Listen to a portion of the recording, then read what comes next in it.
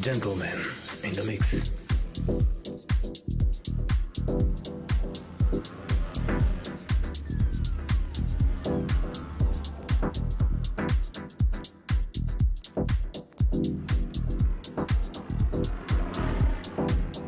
I have so many stories to tell about Miles Davis.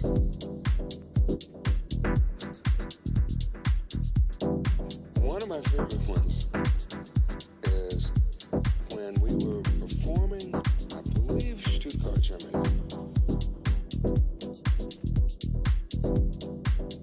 And I remember that we were playing So What, one of Miles' compositions.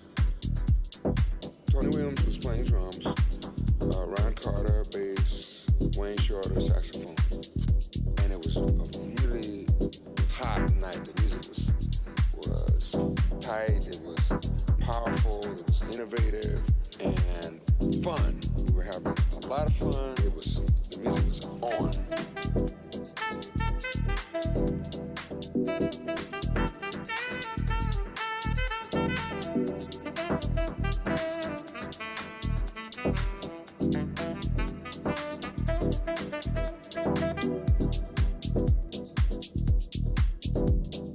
Right in the middle of Miles' solo, when he was playing one of his amazing solos, right in the middle of his solo, I played the wrong chord.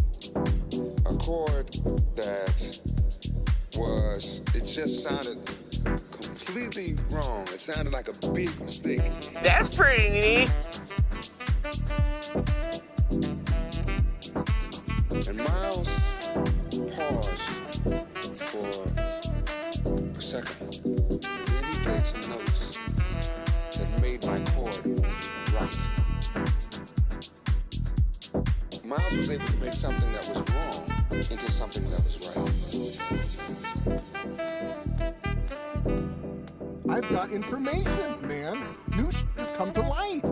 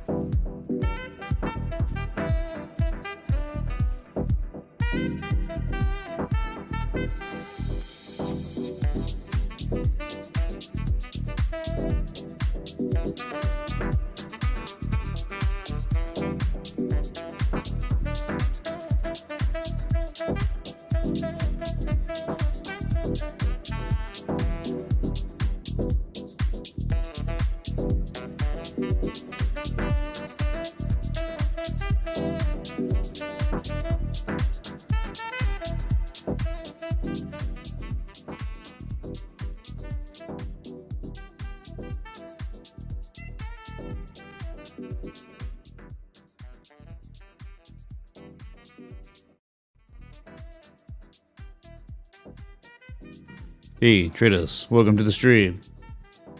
It's Thursday, and it's a new day. A little late.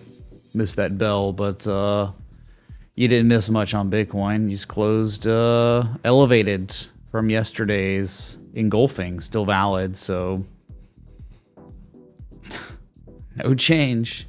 I guess what I've done maybe on the 4 hour, which it's always, that's, you know, looking at the daily takes a lot of candles for new developments and stuff with consolidation, but 4 hour, I think like maybe the way we'd look at it is just a rectangle right now. And you could have looked at this other one like a rectangle too, even though we know it did break upward and was up sloping. But if you just like this, that's pretty, you know, some nice couple rectangles right there. Yeah.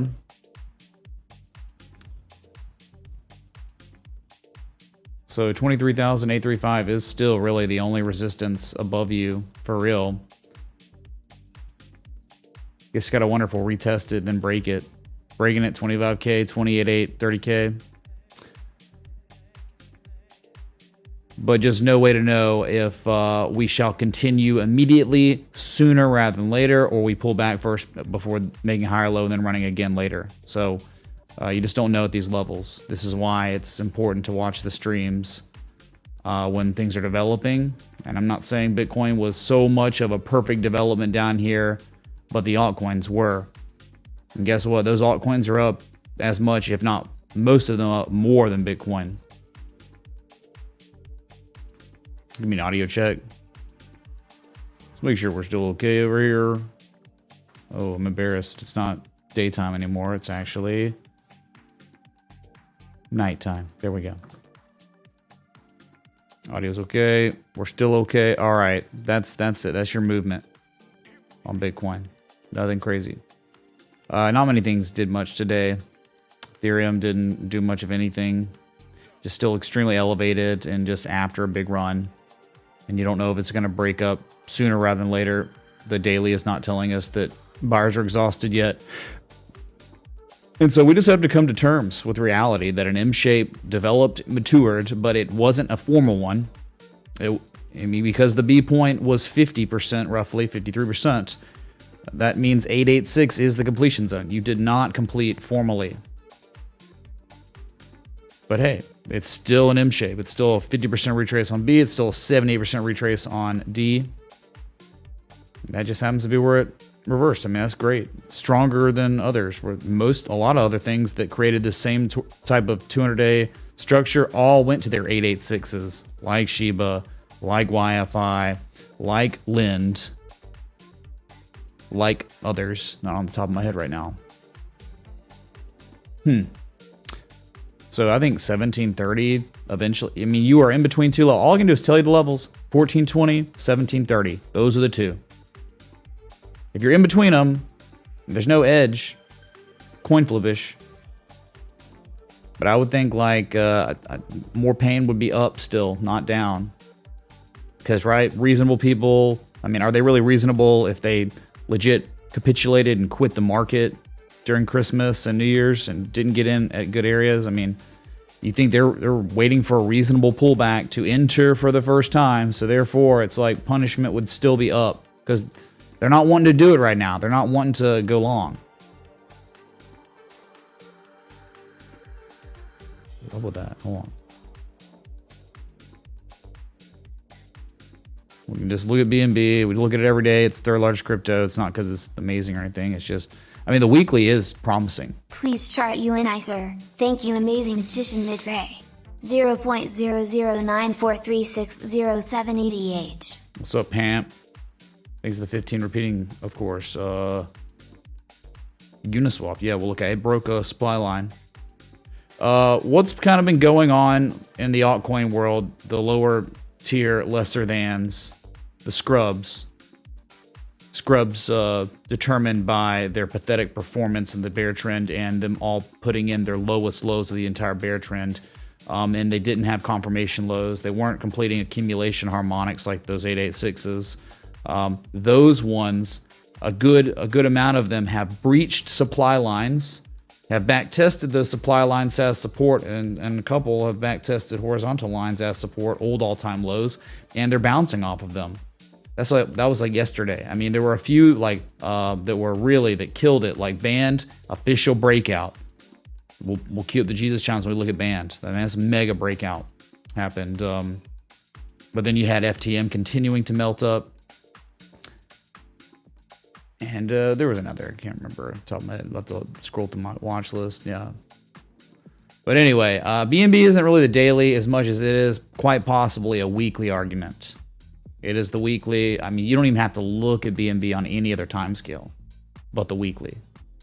Because if this is a true bullish back test, spring back test, then the upside's ridiculous. I mean, it's like you wouldn't believe it right now. And I understand. But a second low has been put in. The sellers attempted to break the key of key supports where if it does not stay defended, $40. We know that. That was the target when we were breaking down if it was real. But guess what? It wasn't a real bearish breakdown. And now we have confirmation that it wasn't a real bearish breakdown. That's what the second low implies. So if that's the case, and we're reading this right, the upside, you're talking between $367 and $482. This is your just moderate retrace zone.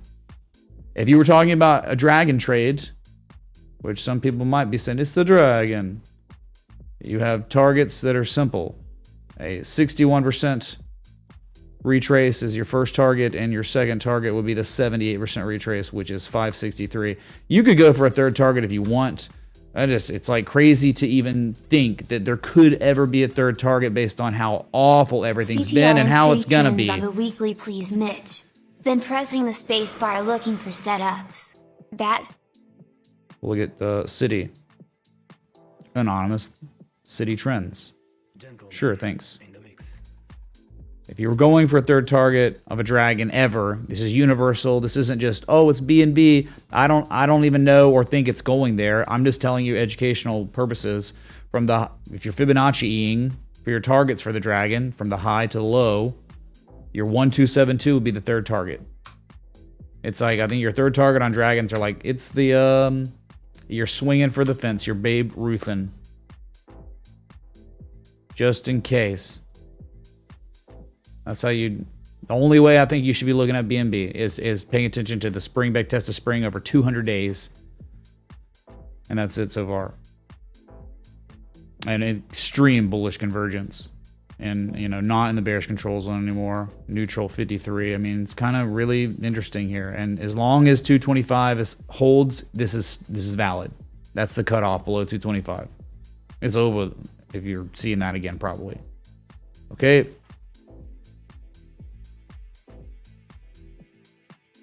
You can't even believe it, right?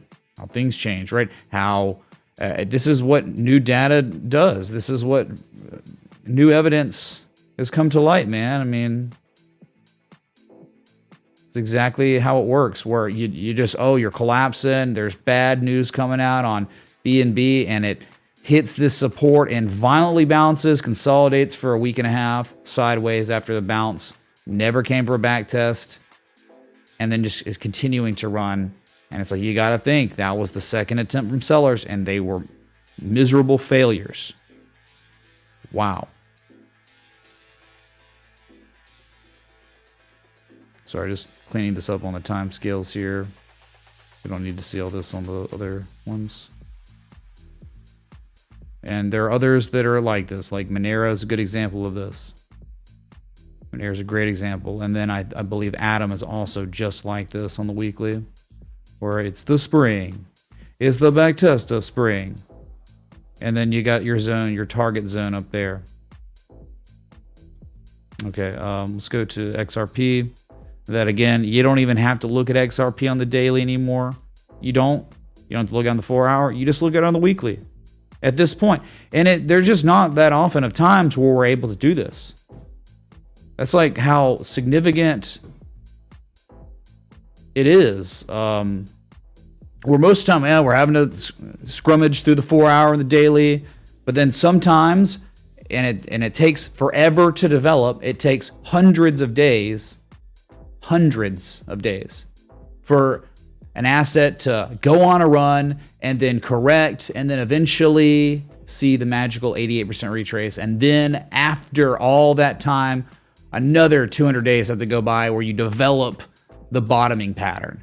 We're just at that magical point now at this current time where we weren't for so long. Good God. But now we're here. And it's valid. This is this valid idea until you're below 32.5 cents. Okay.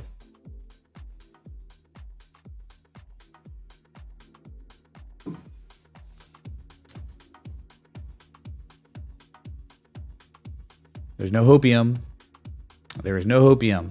It was terrible bearish, no opportunity for a year and a half plus-ish on some of these, and now it's finally presented itself over all this time. And just because you're here now doesn't mean all this time went by with no opportunity and it didn't exist. It did. We were here for it. It was terrible. It was like, yep, this looks terrible. It looks like, yep, we're topping out. We're going to collapse. Oh, it looks like a collapse is coming. Collapse. All last year. It's a new year now. Hype in the chat. Can you have a look at Hive/USDT, please? Yeah, we can look at it, Goombas. Thanks for the 1611 pound mods. What no bussin', no sussin'. All right. Matic had a good day today. It accelerated off the breakout, the re-breakout, or yesterday, right? And you just inching higher. Someone will be like, head and shoulders. I wouldn't say so, man. Not the way it looked on the daily. The 4 hours strong, and you are about to break into the bullish control zone on the weekly. I'm talking about right here. We had discussed this. What was it that was discussed every time we look at this? Win bids. Win bids now. Sometimes you're just at that point where it's like win bids. Like YFI right now is at win bids. Band was like win bids. QNT was like win bids. They came in. They came in here too on the breakout. Litecoin's kind of the same, win bids. So the target was 120, 124. Don't know after that. So you're not there yet, but what a good day yesterday. Highest daily candle close on Matic since really probably November 7th. Nice large market cap coins we're looking at. Go to Doge. Doge is kind of like win bids.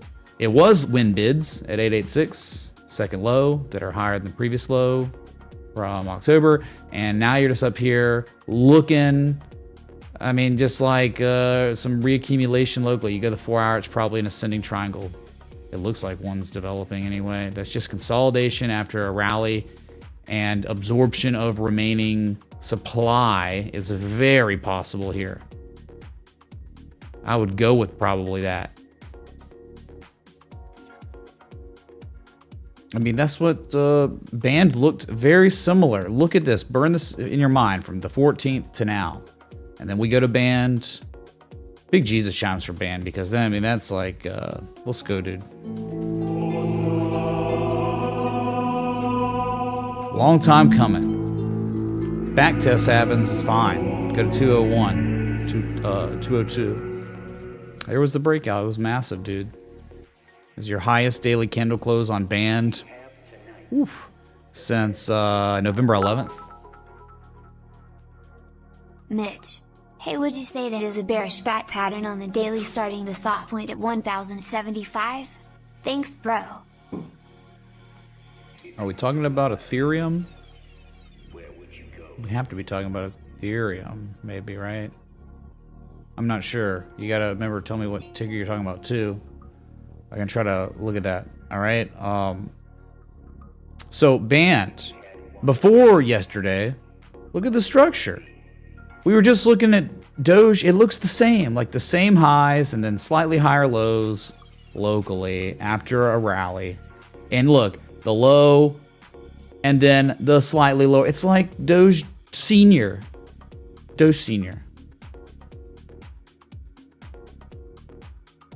Yeah, I mean, they're like fractals to each other. It's just, I think Shiba's similar. in that it had the rally and it's just consolidating, and you know, it's not as good looking maybe as Band or Doge up here. But yeah, I think there's just patience on your one's entered, they're up a lot, and they're just waiting for more upsides.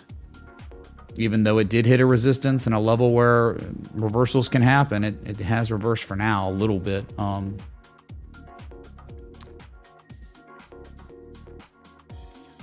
Let's go to FTM real quick.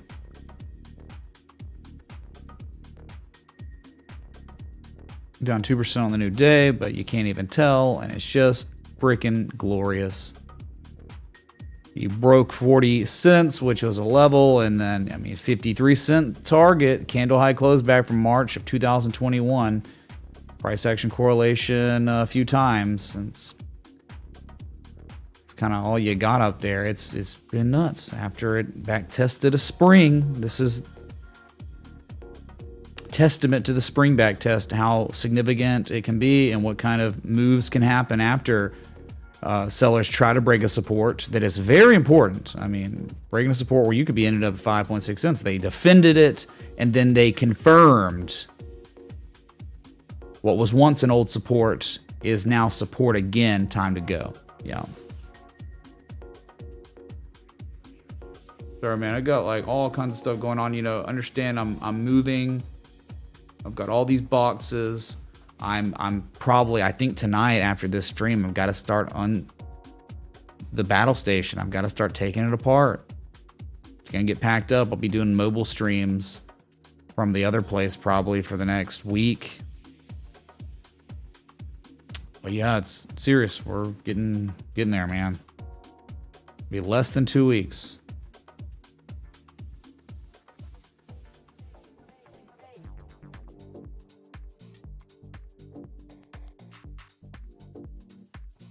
Yeah, so the spaceship stream, I told y'all, like, it had to be by Saturday for 25K. We're not doing that. That's not going to happen, obviously. Just really, I mean, a miracle. We would have to be doing, it has to happen.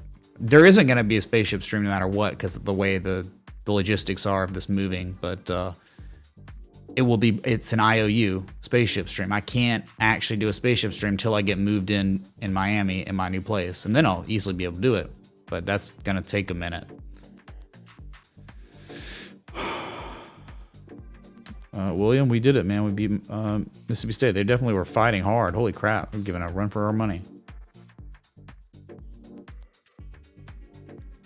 I don't know. Y'all want to see? Well, I don't know why I want to see YFI. It's down 1% today. It's just, it can't break the 200. It looks just like Band before it broke out. But again, this is exactly where a reversal can happen. Like, undeniably, exactly. Right here. Why? It's been a reversal point before. November 2020, it was support, and then it was resistance in June of 2022. Then support in October, and then resistance in December. Second time requester. Mind taking a peek at DNN, big yellow cake fan over here. Thanks. Don't drop that. Yes. Don't drop it. Thank you. Well, we'll look at DNN. Japan's bringing PlayStations. So, yeah, you're just kind of, you broke out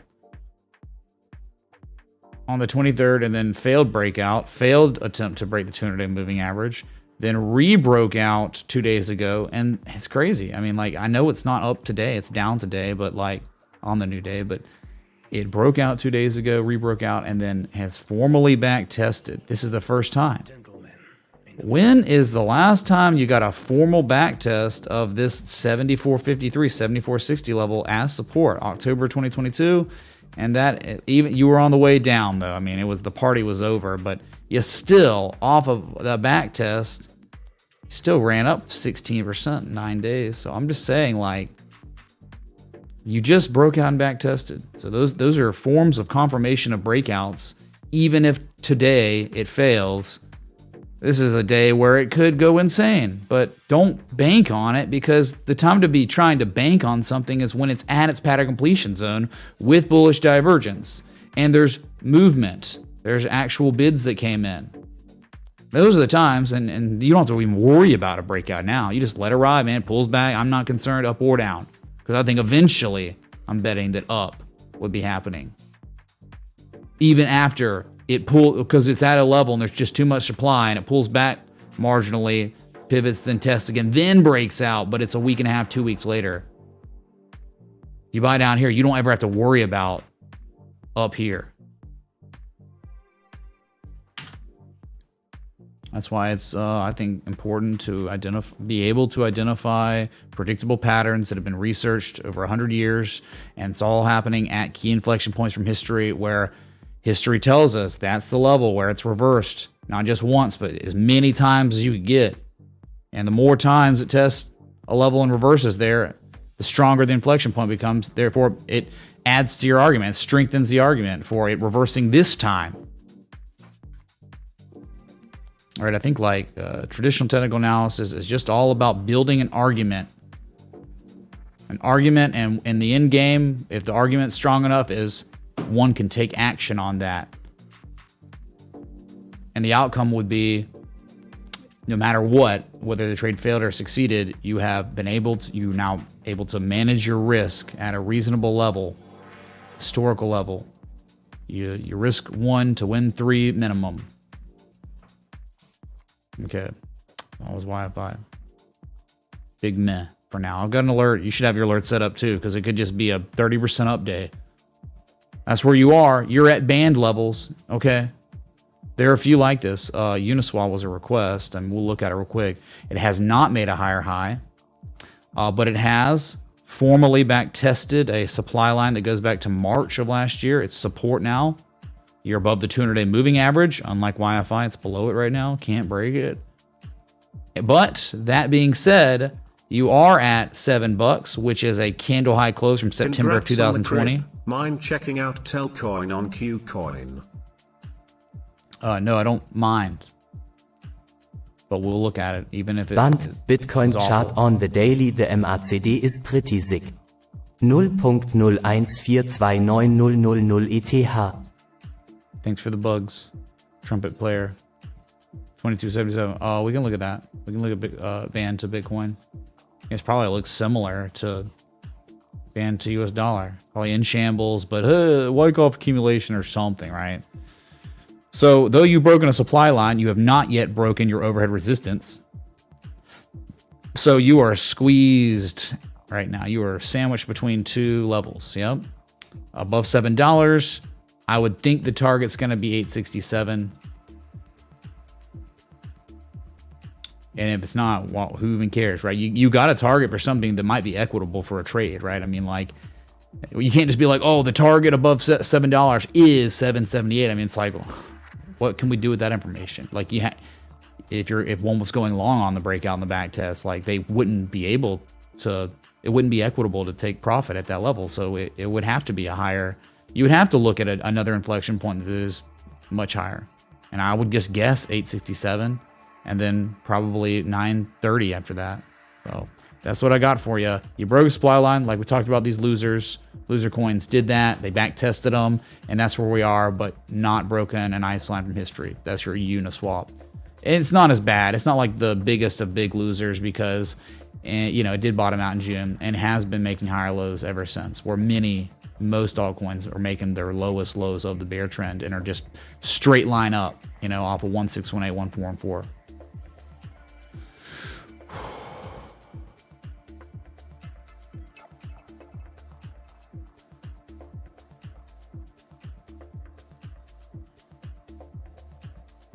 Oh wow. Yeah, that's just Una because it's in the crypto world. Let's go to the S&P 500 just real quick, knock them out. It didn't really.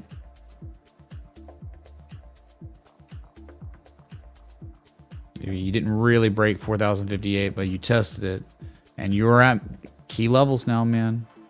Look, okay, so one man's rising wedge, breakdown. Sheer underperformance. Yeah, that was an underperformance. Okay, I'm just getting rid of this real quick so you can see and understand. This was talked about, I think, on Sunday, where you had the descending broadening wedge, and you had a confirmed partial decline on the 17th. And now that partial decline is, it played out. 70% chance of a breakout. You broke out, you back tested, now you're following through. And if you break 4,058, which you did, you're at 4,060. If that's a real breakout, then the target's 4,236 to 4,300. Yeah, this is a textbook descending broadening wedge with a partial decline. I mean, you could say this was actually the real partial decline. The failure to see the bottom, the rally, you tested it, and it became a 7% chance of a breakout here, but you'd sold out one more time, but you got the higher low, and that I think that's really good to see accumulation. Above the 200-day moving average is actually really solid right here. If this is a real breakout, it could be great for altcoins, stocks, risk on, man. You want to see this. The beginning. Dow Jones, we were talking about, this one was the closest to some sort of trend reversal. And look at this, energy killed it today. And now, like, you're back above the zone, the major zone, and I'm telling you, breaking above like 35.6 or whatever. I mean, you're in trend reversal territory in ways. This is pretty strong, man, so far, and all levels recaptured. Only higher lows locally. Only more market participants involved with this asset class or this index fund than in December. Again, you got fresh all-time highs on energy stocks today. But technology did pretty well too. Look at this. I mean, look at your NASDAQ composite. Isn't it crazy, right? You broke the level a few days on the 23rd, and then you back tested the level last support formally as we discussed yesterday, and now follow through, and you're testing the 200-day simple moving average on the NASDAQ composite for the first effing time since January 18th of last year. Very significant. That's kind of like what YFI is doing with its own 200. It's like, what? We're finally doing something again. Remember, this is a bullish dragon breakout now. And targeting for that dragon, same way I showed you earlier, a 618 would be your first target, 12K. Your second target's the 786. And if you were swinging for the fence, the third target would be 14K. I'm just saying, it doesn't ensure that you're going to see a third target. It's just that's the way it is, the 1272. It's pretty confluent with yeah, I mean, that is the target, right? 14K, 14.1. Yep.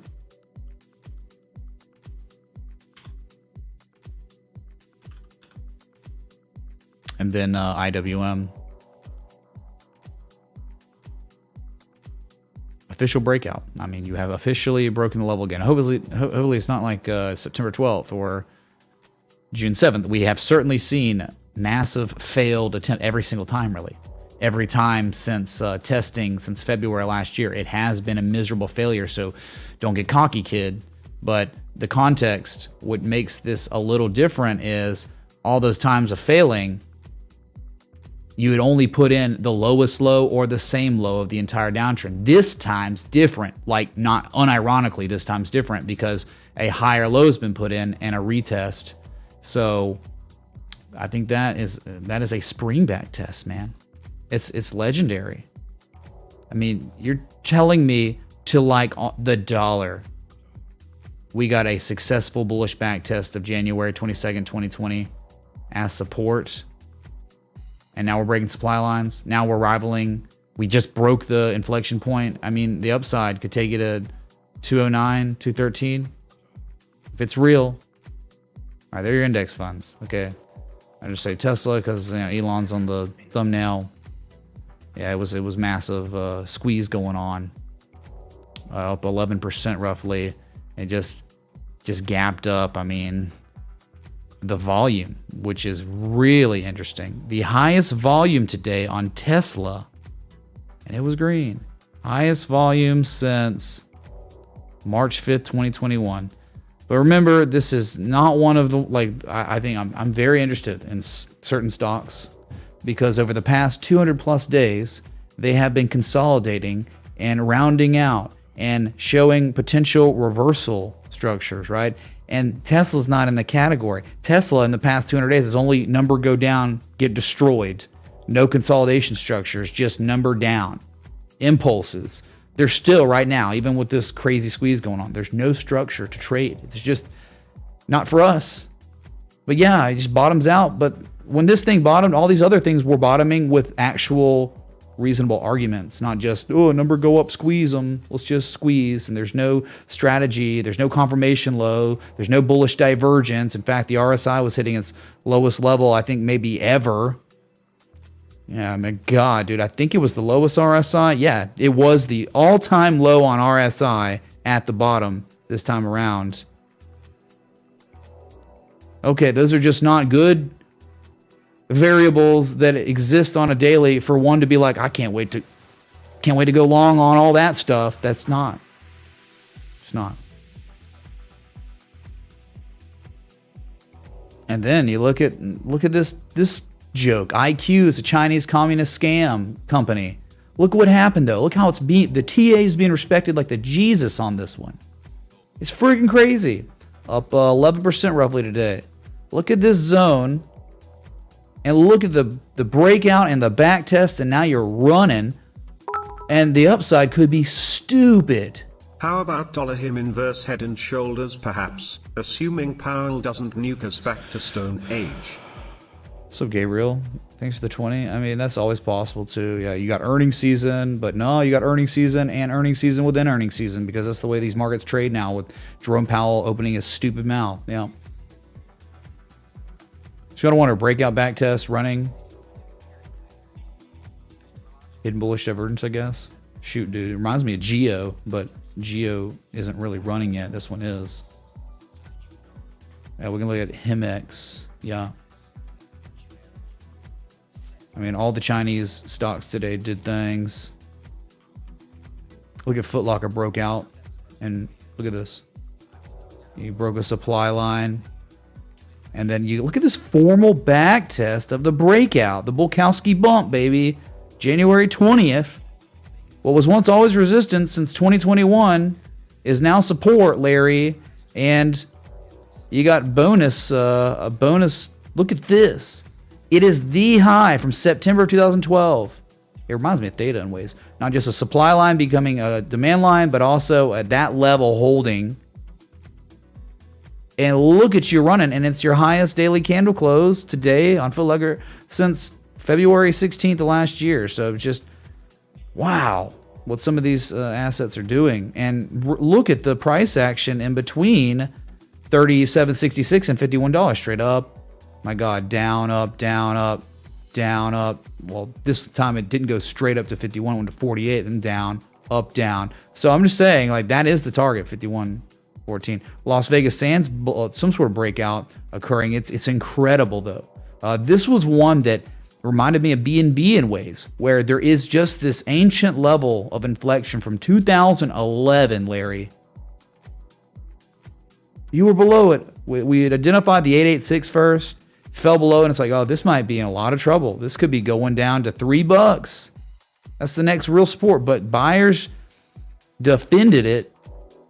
You sprung back above that level for real in July of last year, and buyers, it was what was once support became only support again, and it was tough, man. Lots of chop there, but it held. And since it held, the consequence of that is an immaculate rally. And your highest close today since May of 2021. So we're going like closer to 2-year highs. And this is just, I'll never delete this. It was just great. The day of the coronavirus news breaking, it hits the pattern completion zone of the bearish Gartley and collapses. That's one I'll never forget.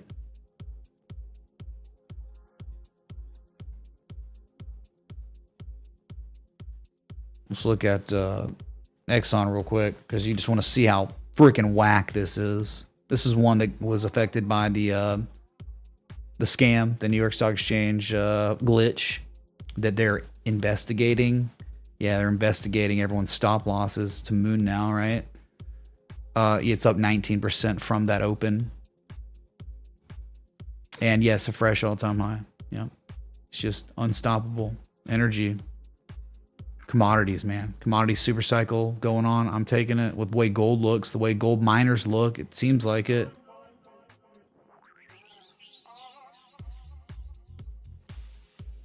Oh, we didn't talk about total. Sorry. Hey, the sound clip, man. I like turtles. Okay, I like total. Still broken out. Still broke the level. Still back tested it. Still valid for now. It's rivaling the high from November. And if it breaks, then probably going up to much higher levels.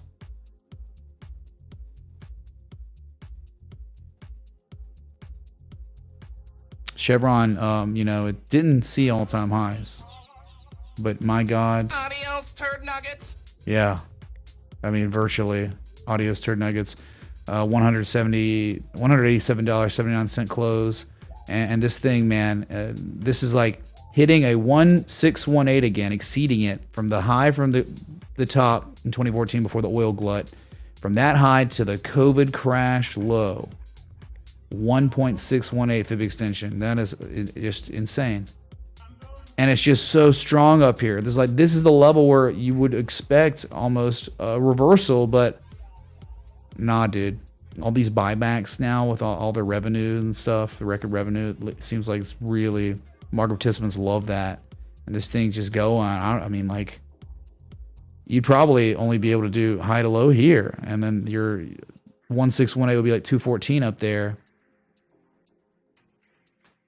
Freaking energy, man, going nuts. Anyway, but there were others that like we'd identified that were solid. Like SU, highest price of 2023, highest price since November.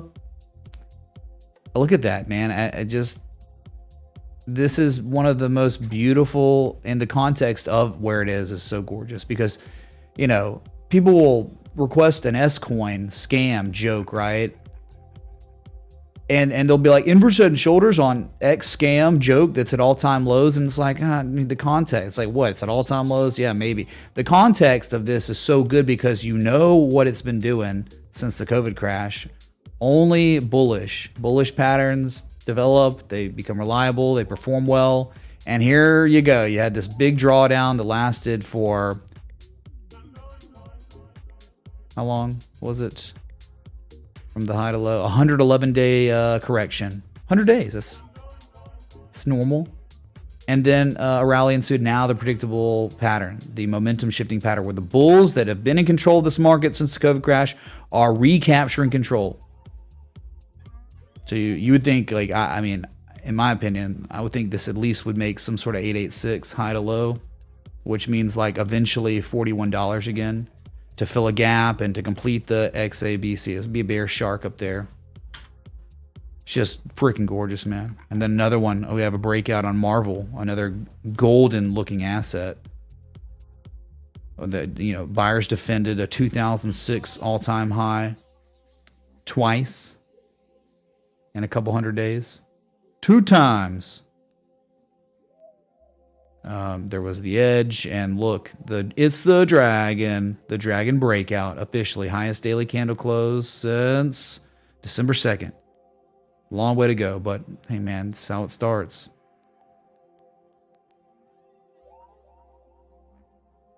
Chipotle was another insane one. I mean, dude, it's like an inverse head and shoulder. It's the same type of context as SU. Where, you know, buyers, it's been a long-term uptrend. You got to draw down for 100+ days.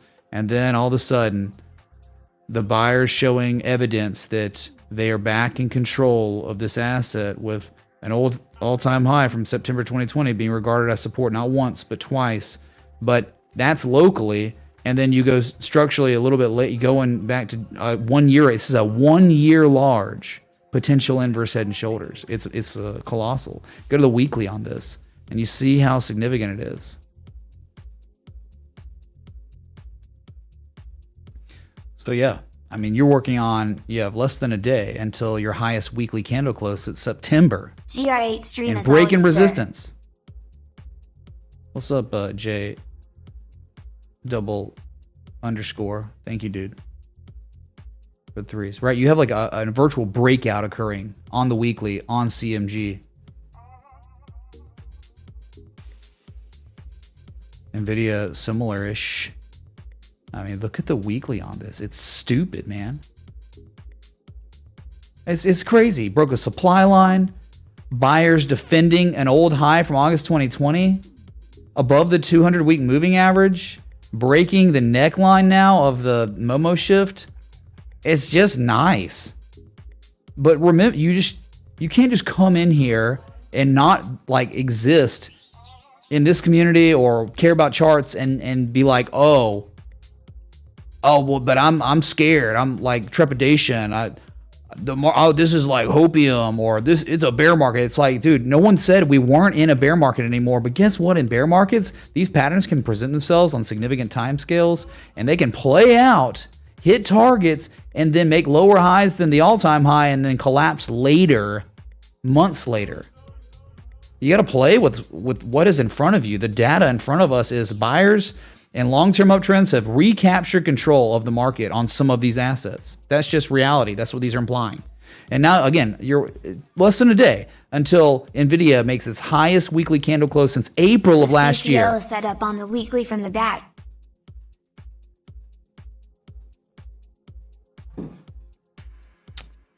Yes, all cruise line companies were, I think some of the airlines too, a lot of the leisure were showing completed harmonics, like Norwegian, whatever, the Norwegian people that do boats, that do yachts, whatever, okay? Cruise lines, oh my God. So you just gotta understand, this just turns into a massive wave up, but it never takes out the highs and just rolls over later.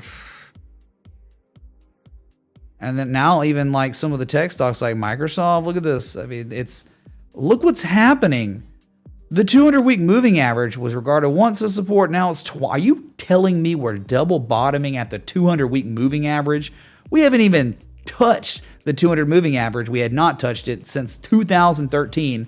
And now you're testing it twice, possibly bottoming out. And you did have bullish divergence. Now you got a higher low coming in with a bullish Harami reversal right there. It's just intriguing. Look, I mean, like the horizontal line support being defended twice now too.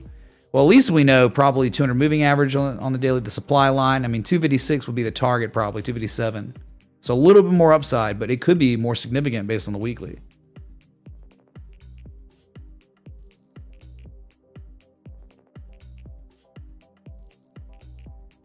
A Marathon Petroleum, my God, man. Just won't be denied. This is one that's insane too. It hit it. It's exceeding. It tested. It didn't even test. It just broke through and touched the 1.618, the global one, for the first time ever. From the high from 2018 to the all-time low, the COVID crash. Fibonacci anchoring that way. That's what happened. I mean, it happened today. You'd never seen it before. And something else that's happening that is ridiculous is you have like this massive rising wedge. You broke it today. Upward.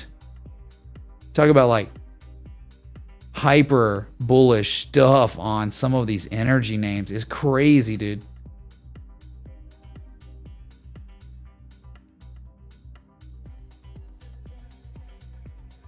Okay, we go all day. Corvo also was pretty sick, dude. I mean, this, like, look at this.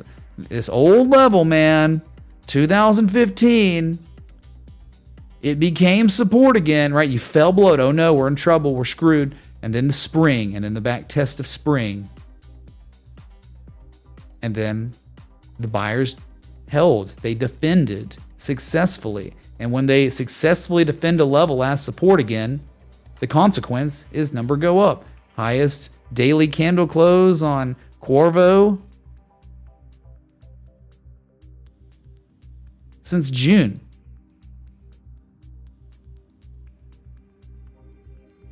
What about Shopify, man? Keeps going. Well, you can't say this one wasn't unbelievable in the end. Broke the key ice line that takes you back to 2019. But it's the neckline of the inverse head and shoulders, and highest daily candle close on Shop again today since May 4th of last year. Measure move 62.27. I go all day, man, on some of these. Just, they've been there. It took forever, just like crypto.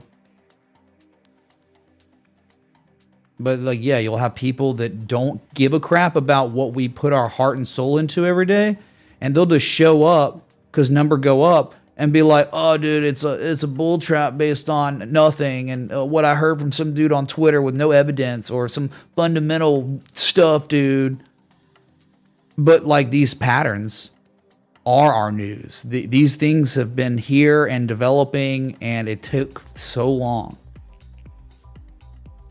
What about Caesar? Caesar was bearish, then it became bullish on the pivot, and look at you now. Highest daily candle close since the 13th. Highest close of the year. Broke a supply line, and then the Momo shifting structure. And you're not out of the woods yet on this. You might be, because you are above the all-time high from 2018, but you still got to breach that high from 2019, where you tested that a couple times, November, December. But you're above the 200-day moving average, and look what's upon us. What has already occurred, the golden cross. Now it's not that big a deal. It's not like I'm implementing that and using that as a major variable, but it's part of it. Throw in the vanilla extract, right, for the cake baking. It can make, whatever. It can make the cake taste just a little bit better. Give it an edge over the other cakes. It's beautiful, man. There you go, the weekly, you can see it there too. And that's why, man, when you're looking at the weekly and you can see this stuff, you're going for the highest weekly candle close on Caesars since May of last year, 20 hours. You just tell me, like, nah, forget it, dude. I'm too scared. You existed all last year and you're going to tell me, like, you're too scared now. Okay, have fun. Wait another year for these things to develop and mature again. Of course, they could fail. It hasn't broken out. And all the other ones that are already broken out, like, they could underperform massively. Yeah, that could happen. Of course. But I sure as heck like being able to identify a pattern after a year-long downtrend that I can recognize that's been studied. The inverse head and shoulders is the most reliable pattern of all the Bukowski structures, based on the data. So, I mean, I'm not telling you all-time highs, new bull run, we're going, man. Just talking about next level, just the next resistance, 68.84. That just means that the asset would appreciate in value a good 33%. Hey Mitch, can Maybe you a little look higher. at Veil? Looks like it's almost at 52 weeks high.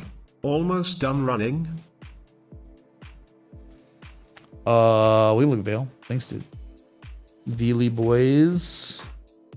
Thanks everyone for being here. If you're enjoying the live stream, hit the like button, the bell, sub. Join the Discord. Discord link right there. Spamming it is pinned, so you get notified when I go live. It's where you can see Bitcoin not going up on the new day. 22,900. Yes, Daniel. Pin is also stupid good. Stupid good. Read a little chat. What's up, DJ Dennis? I don't know if you're using too many, because right, you see so many pros using like 2 or 3. Look, I mean, I'm not even calling myself a pro. But at risk of sounding arrogant, I've been studying traditional technical analysis for 13 years. I'm not saying I'm good at it. I'm just telling you, I have the MACD histogram, the relative strength index, and everything else is memorized, right? Where I'm looking at horizontal lines. I'm looking at Bukowski structures, harmonics, Fibonacci retraces. Nothing's redundant, right? Most things tell me something different. I mean, the patterns are there to tell you the psychology of the buyers and sellers, what's going on. The momentum is being recaptured by buyers. That's what potential inverse head and shoulders represent. You give me a third low, a higher low than this low somehow, then all of a sudden classic accumulation structure. More buyers than before. Rule of 3, that third valley, boom, moon. Just like you flip it, right? Head and shoulders. The sellers are recapturing control of the market for the drawdown. All right, Fibonacci lets me know how deep is this. Happened in the 78% retrace. So it's a deep retrace. It's just not an 886, which is the golden area. I mean, not the golden zone. That's the golden zone is actually called the 618, the reciprocal of the 1.618, which is way down here, the golden mean ratio. But the 786 is that's a deep value perceived area, right? Fibonacci, low to high, 78% retrace from the COVID crash. There's a 78% sale on Caesars. Whoa, hold on now. That 786 is confluent with an old inflection point from 2018. Strengthens the argument for why or how the 786 could be the bottom.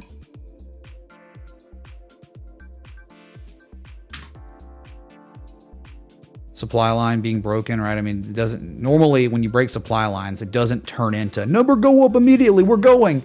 A lot of times you'll break a supply line and then there will be a continuation of more consolidation, and you'll get patterns like this. You'll get stuff like on Shiba on the weekly, where look what you look at this and it's like, oh, it broke the supply line. Hello? Where'd my data go, dude? Hold on. Sorry, I'm on the wrong chart, I guess. Yeah, I am. Right, you break a supply line, and then the consolidation continues.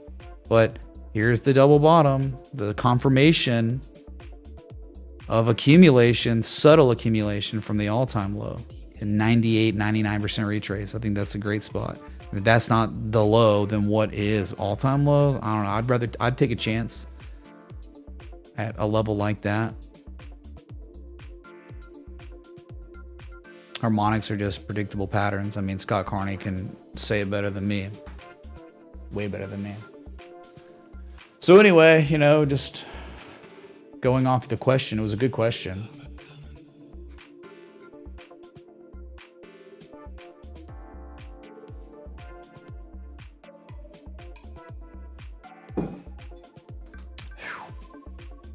Okay, man, we were rolling. Let's look at gold real quick. What is this song, bro?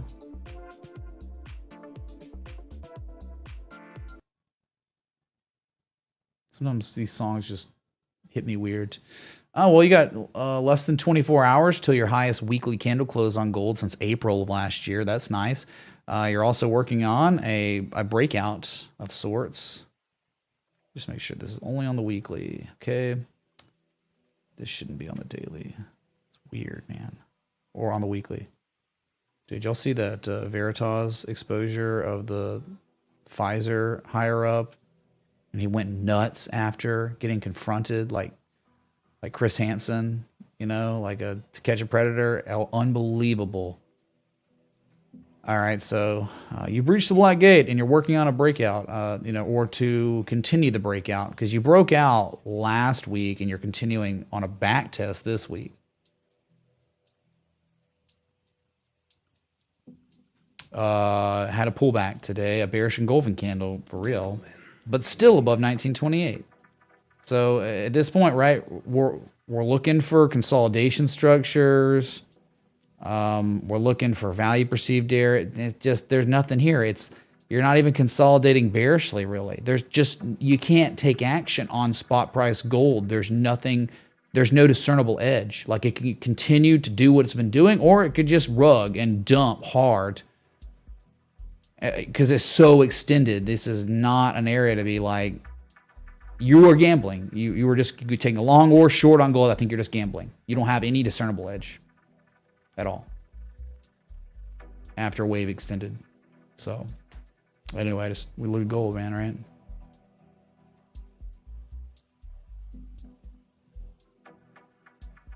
How about this, man? How about lumber futures, baby? Just gapped up 5.17%. What a falling wedge breakout. And you got your targets, 585, 601. Just gorgeous, man. For now, reminds me of PayPal last year. Orange juice futures will not be denied. I know, dude. It's just like, you think this is gonna reverse? Is there a reason why Bitcoin is orange and orange juice futures is orange? Defy gravity more. It's just ridiculous, dude. It's above 202.75, which is crazy. Okay. U.S. Steel is the highest daily candle close on U.S. Steel since May 4th of last year. It was the dragon, a textbook bullish dragon. But soon approaching $30, which is I think the high of a range from 2021.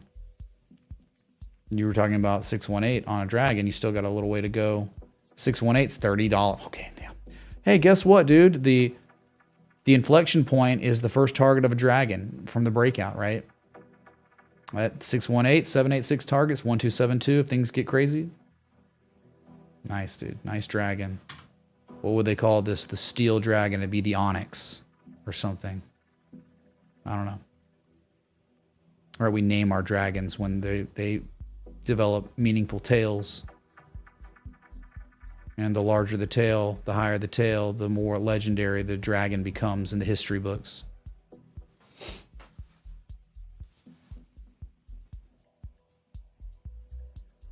Dang, man, that's crazy.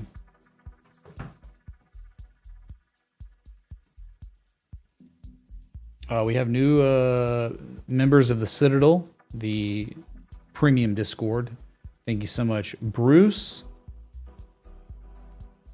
I think 1E up 1 GE parent Eds 808.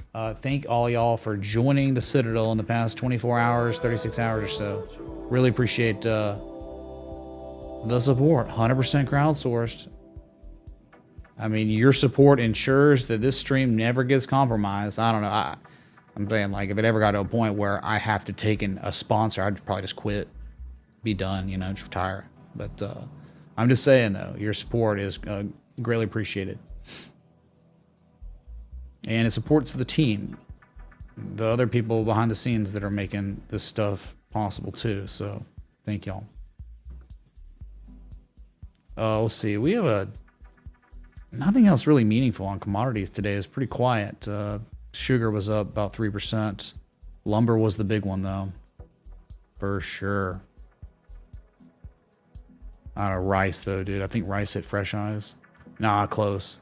Rice is stupid, dude. Bullish on famine. I guess that's what this chart is. You just see it doing this, and you're like, is it gonna... And at this point, I'm going to try to start, like... Is this what's probably developing now? It's so dumb, dude. It's just this massive upsloping channel, right? With new data, just trying to make sense of this.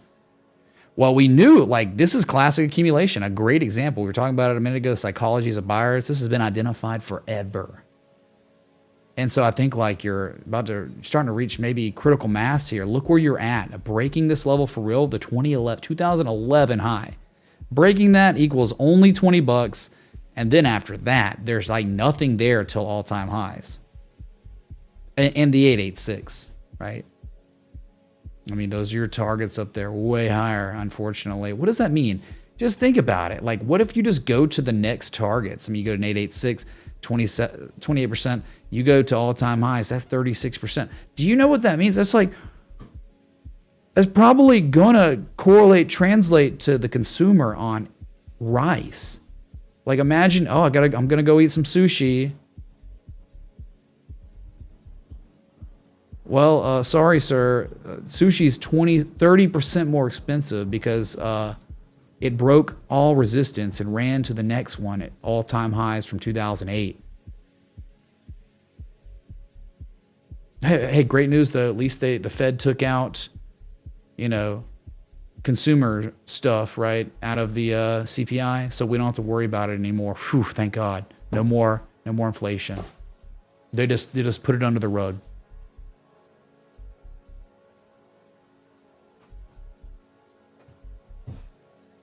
Oh, dude, yeah. I mean, I would think, again, we've already talked about inflation and how long it takes. Because it's lagging. Like, they'll print it, the news will break, and they'll turn on the printing presses. And the inflation, you don't really start seeing the full effect of it for 2 years.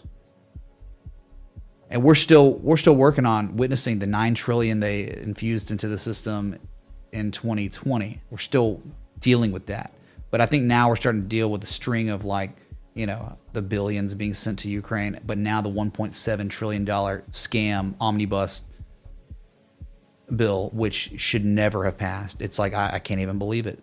Well, that we'll feel the effects of that, I think, in 2025. You can't believe it.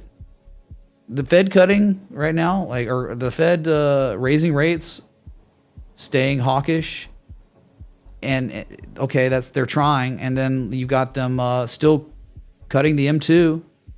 M2 is at its lowest level in like over a decade. It doesn't matter.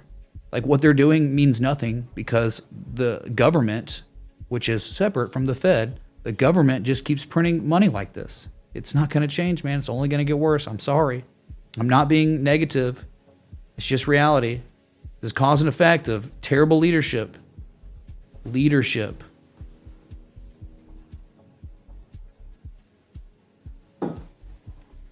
Man. Okay, so sorry, Rice got me feeling some type of way. Well, let's go to these requests. There's just a few of them.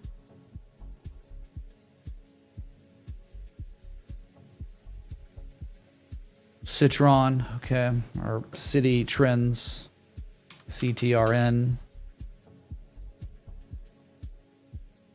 Oh boy, oh well, you know, it's kind of interesting-ish. Let's go to the weekly. There's a decent amount of data. I've never been here. Wow, you got one. You got me on this one. Let's see. The weekly. Now let's go back. Fresh, clean chart. What was that all-time low listing price? There it is. Wow, you almost tested it. That's almost like a springback test, 2 right? years at 4.18% will be interesting to see if they do raise. What's up, Anon? Thanks, dude. Why not 4.2%? Is that a joint? Thanks, dude. This is a nice request because Sell short play. Gaps at $56 and $16. What's up, James B? We can look at it. Thank you. We will attend to that shortly. This is a Hey Mitch, textbook. can we check out CNA, Centrica PLC, on the LSE? If you zoom out to 1999, seems interesting? Cheers made from across the pond in Brighton. Sweat out, mate. Sweat out. We bustin' on the London Stock Exchange. Bye. We'll do it. Thank you. Wow, look at this unbelievable reaction. I mean, ungodly. It's type 1. But geez. It's the bullish bat pattern, and it's undeniable. It's textbook. It's gorgeous. 886. Yeah. Question is, you're well off those lows now. I mean, you're trying to take entries as low as possible, as close to inflection points and zones as possible. You knew if you looked at this chart on the weekly, $11 to $14.36 was the inflection zone of inflection zones, right? The bottom. You never even quite saw the bottom, and I guess it was just because the 886, man, crazy. So you got, I think, clearly a local peak, 34.25 right there. That's the breakout level. It's almost like you have a right-angled and descending broadening formation, right? Something like this. Hard to say if it'll actually play out or not, but one low, the second low, there was divergence. I bet you money on the 3-day there was bullish divergence right there on one low, the second low. So, you know, to ask me what now, you got some resistance points. All I can do is show you the levels. I mean, the next one really is like $37, $36.90, the high from 2010. And I think the one after that is going to be, there are only a few, right? There's 37, 49, 56. Those are your three levels, the three major levels to worry about, I think, on this one. So great identification, but dang, man, you should have requested this in October or November, but it hasn't really gone up that much. But yeah, this is like a similar to like a HMY or something. This is like CDE territory for massive M shapes that take years to develop, mature, complete, and then you start reacting off those lows. So Not a bad chart at all. City trends.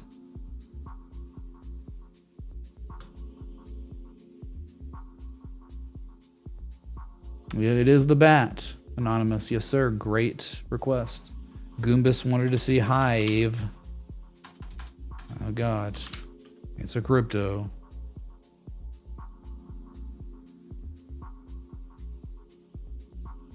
Well, I can't say I haven't been here before.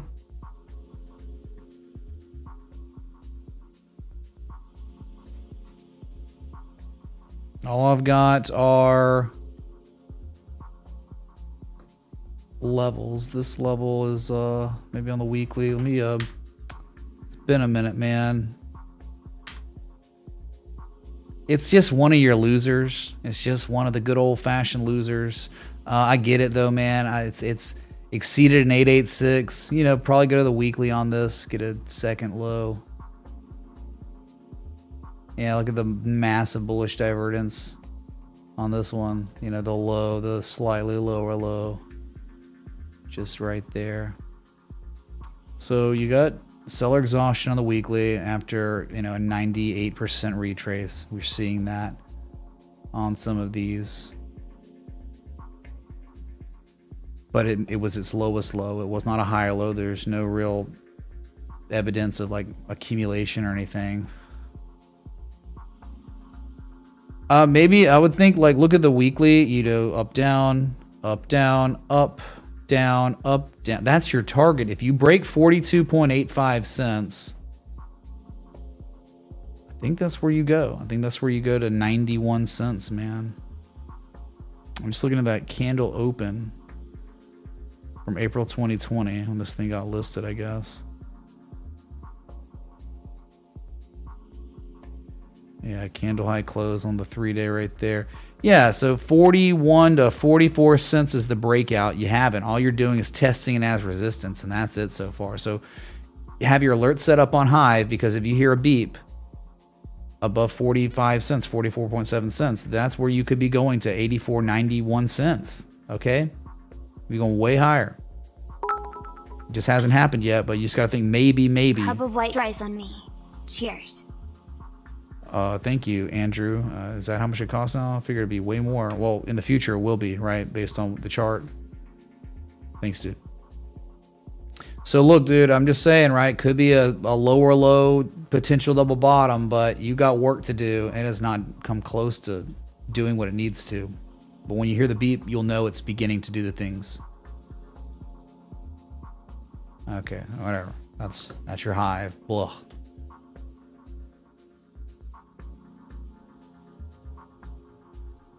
DNN for crons. Denson Mines Corporation. Well, any miner is a friend of mine right now. And I have memory of this place. Certainly memory of this place to some degree.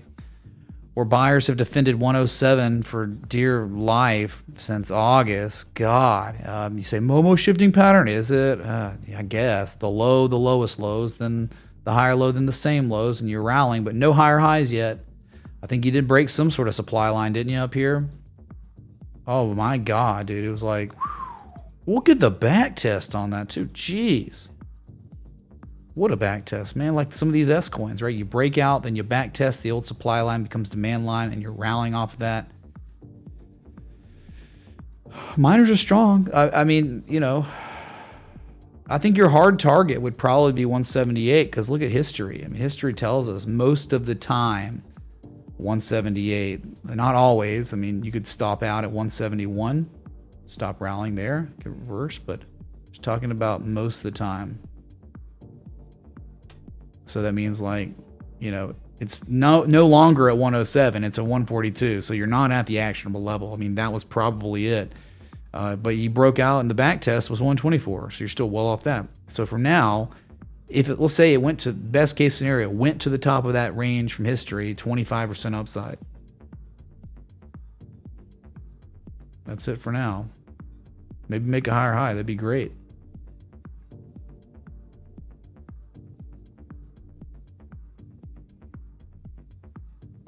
Let's go to ThinkScrons. Altcoin on KuCoin.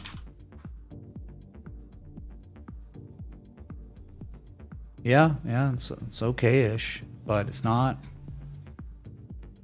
ungodly. I mean, it's like, yeah, I think the trend's kind of reversed a little bit on Tel for now, where you put your lowest low in October.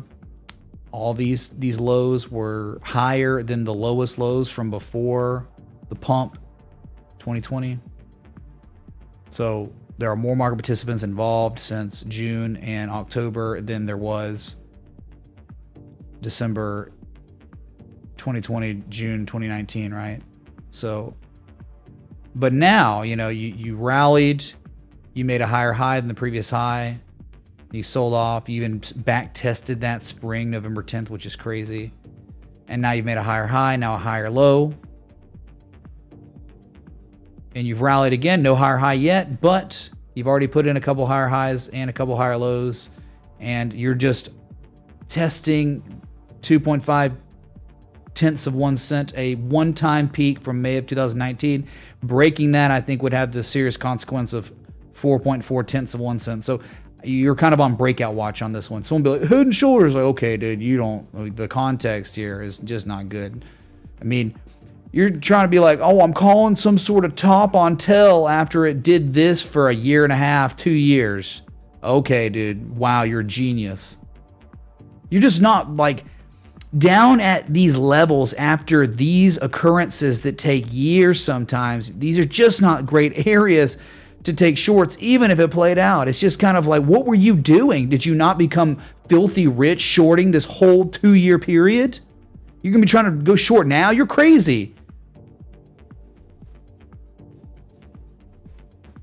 Like, someone be trying to like go short now, or the people that were trying to go long up here thinking, oh, Telcoin's the future, bro. Telcoin's going to do it at 5 cents. No, you're just not like, they're just not great areas for shorts. I don't care if they play out. It's just stupid. You're making higher lows, higher highs, accumulation. I just talked about it. So now if you break that level, I think the reasonable and the only target should or would be for someone who was long at 70% upside.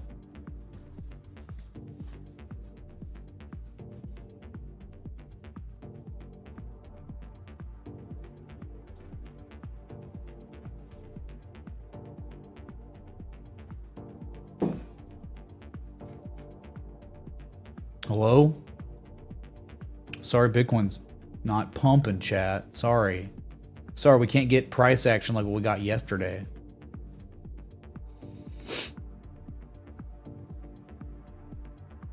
Good luck, Michael. You're just, again, this is not like a good strategic level to be long Ethereum, even if it plays out. That's just you going to the casino. You're putting your money on black or red, and you might hit. But remember, if you do hit, it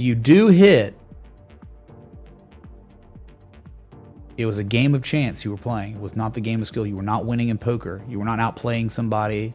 You didn't have an edge. You were just gambling. You understand that? Great, man. If you don't, get with it.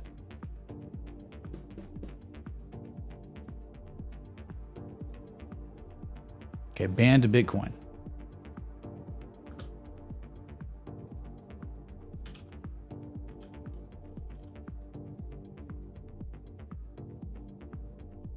Ban to Bitcoin, man.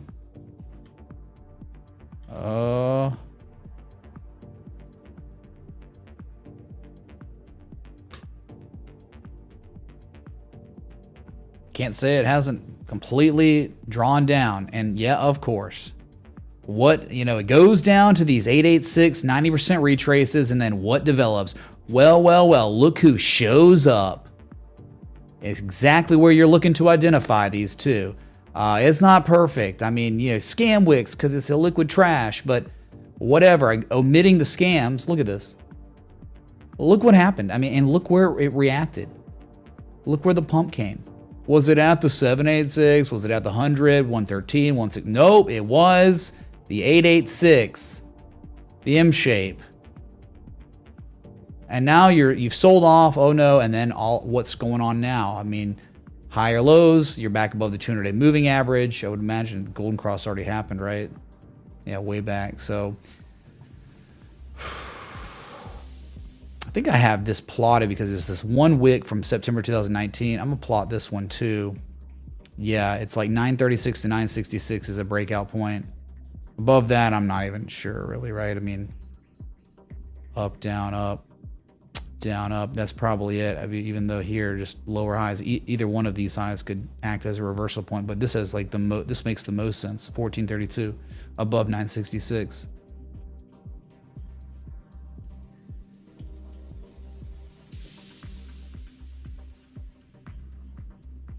Hidden bullish divergence on the RSI. There was anyway when it started pivoting. Look, it's the low, then it's the higher low with oversold. That's crazy.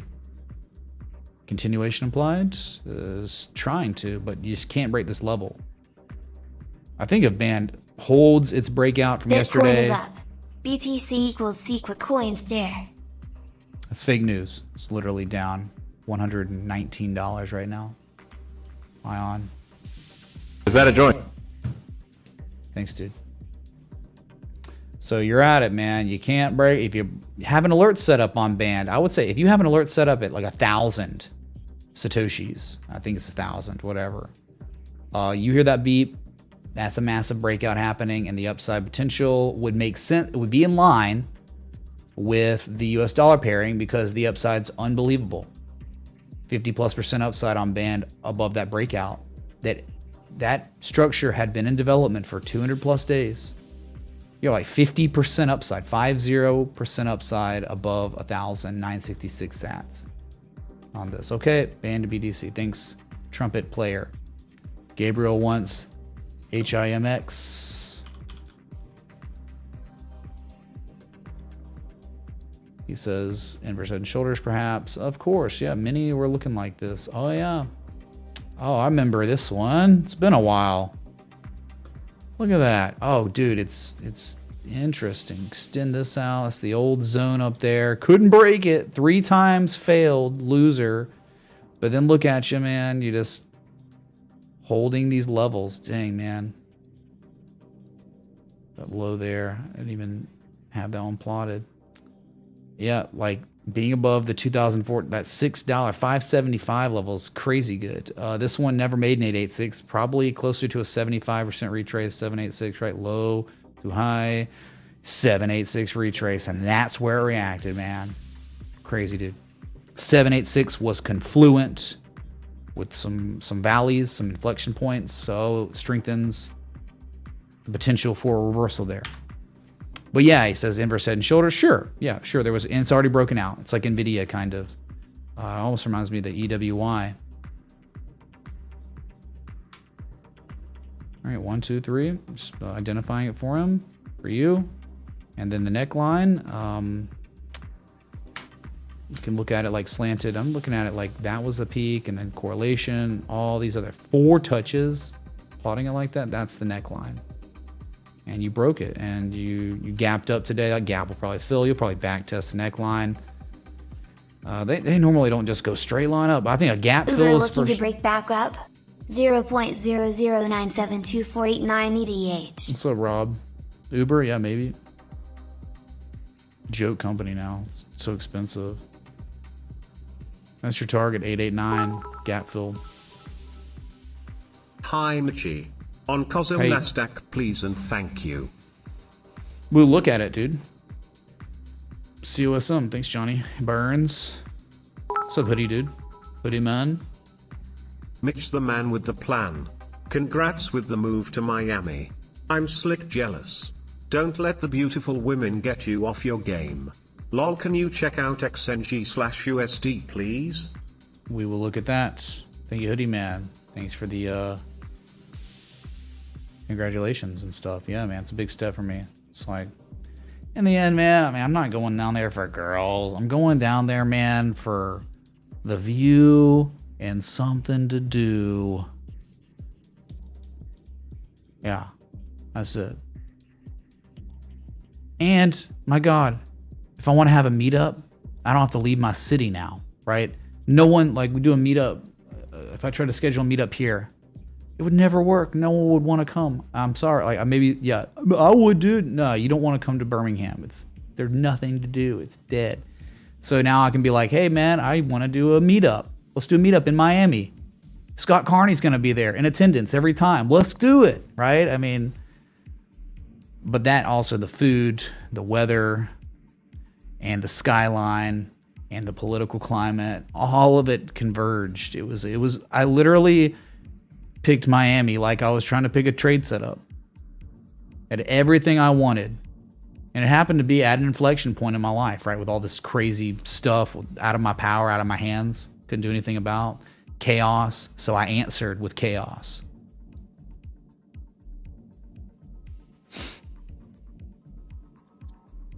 Being so close to a party zone can be hectic for IRL. Guess we'll put it to the test, won't we?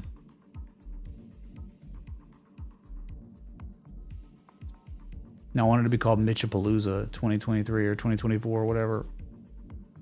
That's your hymn. It's there, man. Good request. It already broke out. Target 889. All right, next one was CCL. Weekly bat. Raynon. Carnival. Corporation. It was an inverse head and shoulders as well. Well, it was a Quasimodo looking A, and it's at the neckline, so it hasn't broken out yet. It's at the 200-day moving average. It is not quite yet there, but look at the spring back test from April 2020. Buyers, you know, they couldn't hold it above in October, but in a spring now back tested that spring. A nice number go up rally off of that, but again, at a key level. You have not made higher highs. Last time made some sort of local higher high was February, but we're talking about higher highs and since June 2021, a long time, man. These are basement levels. The basement. This is it. And you're asking about a weekly bat.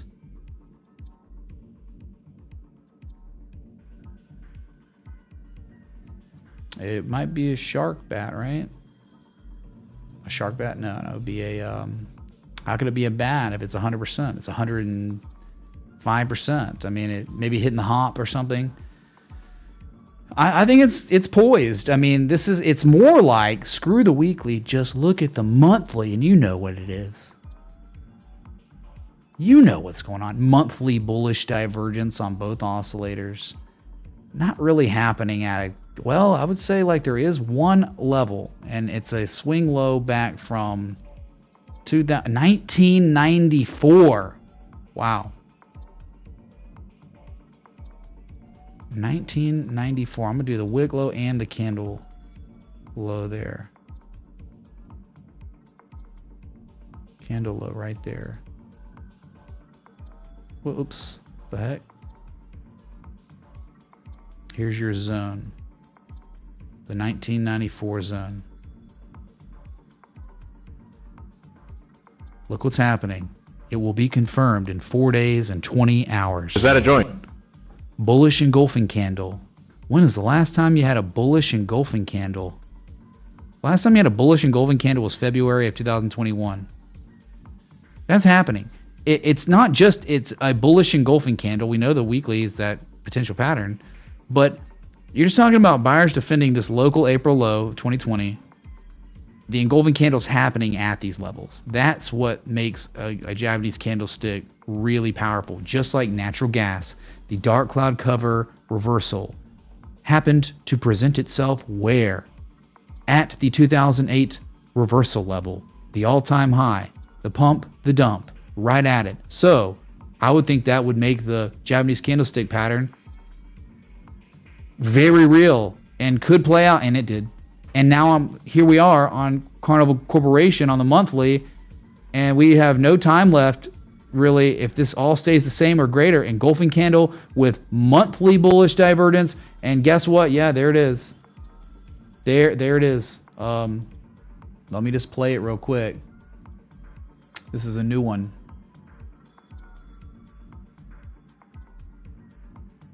Oh my God! Okay, it's happening. Yep, there it is. Oh my God, it's happening, chat. Right there. The MACD histogram's going positive again. So yeah, dude, it's been devastated, but you can't say it's not at some sort of relatively easy area to strategize stop losses, entries, and take profits. Profit taking level around $18 in time. And that's like 80% upside, 75 to 80% upside from here if this plays out. Right? So forget the weekly, it's the monthly double bottom happening and your signal candle is occurring. So that means like, oh, just you hold this for a year or two and it could be really good. Sorry, Bitcoin, get wrecked. Can we check Doge to BTC on the daily? Oh, maybe, Egg, if you play your cards right. Maybe we could. Thank you, dude. Yeah.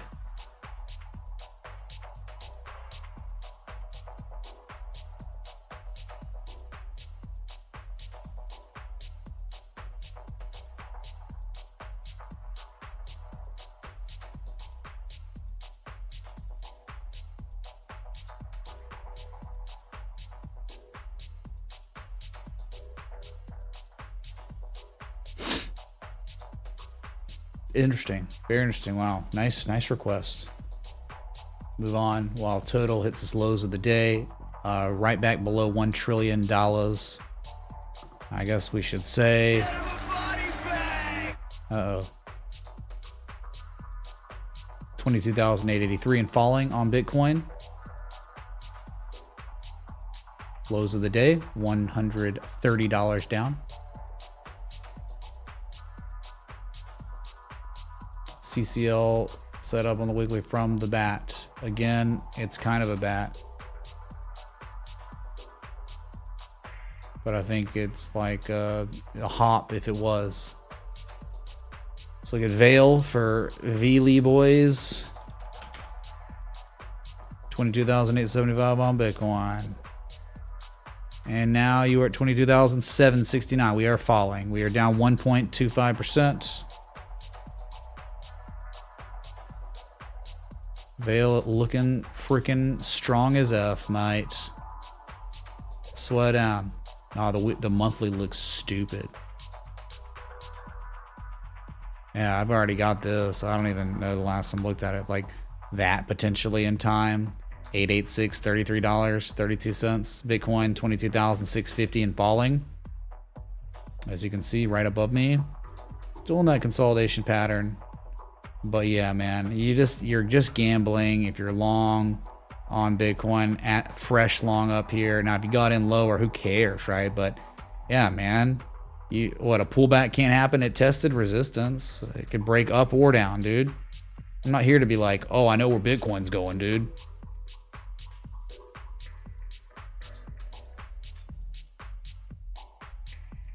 So this is incredible, though. Let me take this out because that's the hard target in time, 33.32. Repeating, of course, or we'll just let Leeward Jenkins friend. 32.33 repeating, of course. Thank you for telling us the target. But, oh, it's incredible. I mean, the trend has reversed, I think. I think you're in an uptrend. You've just put in two lows that are confirming lots of accumulation. Accumulation on snow, on Veil. Veil. Because Veil, Colorado, snow, accumulation, no one get the joke. It's more of a dad TA joke. Not great, not terrible. That right there. I love the wave structure because you have a deep retrace on B. And when you have, that's like an 886, 786, in between the 786 and 886. So that means that the only thing that would make sense is a deep extension pattern. So it is an 886, so that means a 1618. The pattern completion zone, once it breaks $23, would be $30. And I'll just show you real quick. Complex wave structure, and it's really bullish right now. 1618 up there for the deep crab. Yeah, very, very strong. Everything lines up well. Yeah, this is awesome. This is an asset. I know you're kind of off though, right? I mean, like you kind of It's up off like the ice line that it defended second time. It's up like 60%. What's up, Exhibit? Yeah, look at Hedron. Thank you, dude. Yes. Right? So, I mean, you're up 60%. You're above the 200-week moving average. Everything's good, man. Higher highs, higher lows. You're in an uptrend. Here's your channel, probably. Something like that. Yeah. Higher highs, higher lows, dude. It's a great chart. And here's the thing. If you break $21, $30, but probably $37. Maybe $35. This thing's getting inching closer and closer to a colossal breakout. Have your alert set up on Veil. I would say probably above $22 or so, $21.70. That is the level, the big level in my opinion. So great chart. Veil, accumulation, solid. But the monthly though, look how strong this monthly is. There it is. Positive Momo building for the first time since September of 2021. Do you understand how significant that is? It's a year and a half or whatever, close to it. Double bottoming. How do we have a discernible double bottom on a monthly time scale? This thing is going to be number go up probably. It's incredible. I don't give a crap. What? Oh, we're in recession. The technicals are stupid on this. Yeah. All right. There's your Veil. Bow to your sensei. Bow to your sensei! CELH. Oh, Celsius Holdings.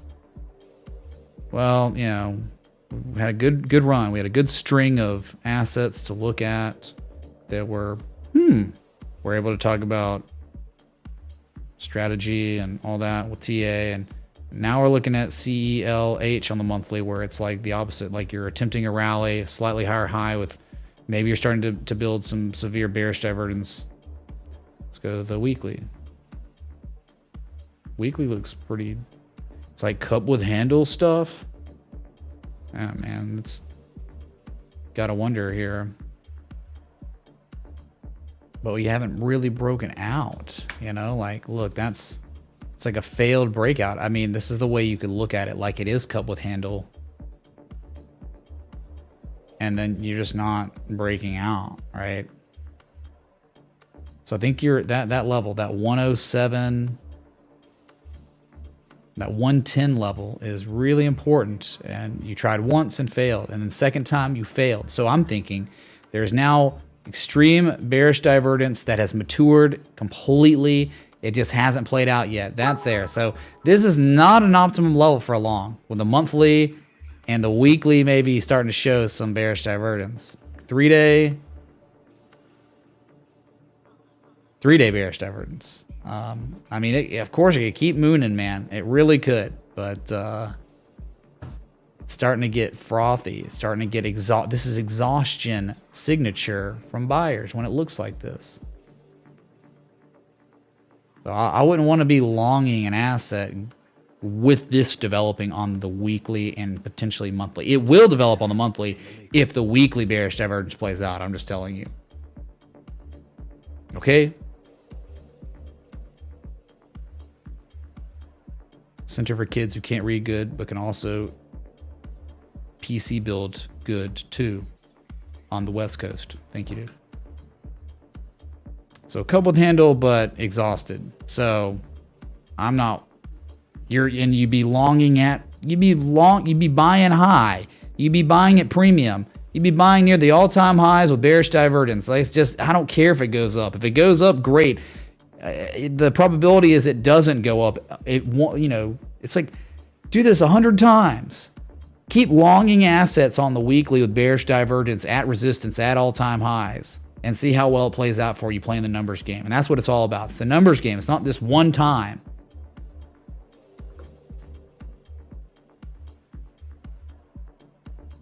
Let's see. Next one was CNA on the London Stock Exchange. All right, slow it out. I have memory of this place. It's just a big old no trend forever. Here's your weekly. I asked you to look at sell for a short trade, not long. Oh, well, I mean, there you go. Like, if that was the case, short play. Yeah, my bad. Let me go back real quick. You were shorting it. Gap fill 56 and 16.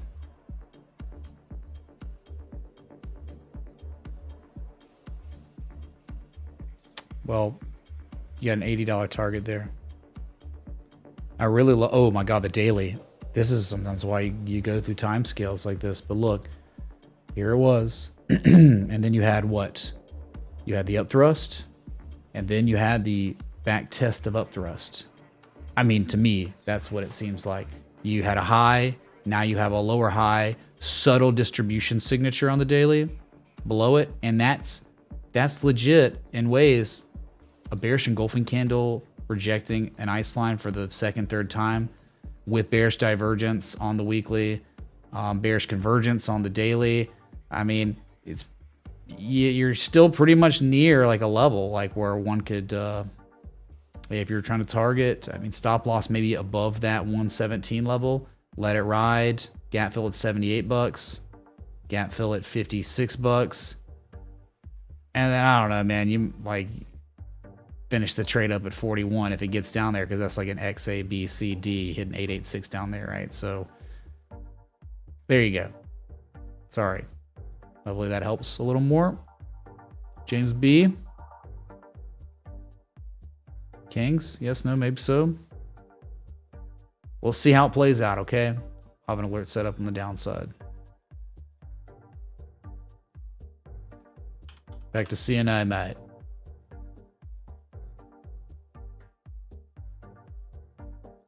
CNA on the daily, I had this. It played out.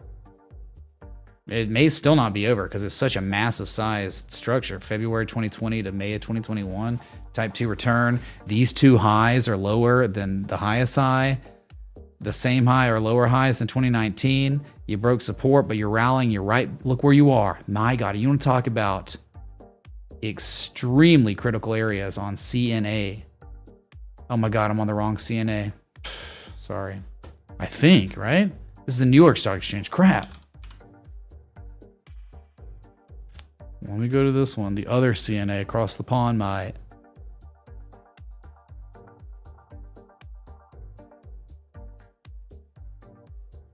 CNI, mate. If you're enjoying the live stream, hit the like button and build this up. We've been live 1 hour and 42 minutes. Let's go, dude. Join the Discord too. You want exclusive access to all my charts that I post and ping you on, trade setups, educational content, access to the premium Discord, join the Citadel. It's very easy to do now, and you can join any time of the month. Anytime, dude. What a run it's been on, huh? Sweat I might.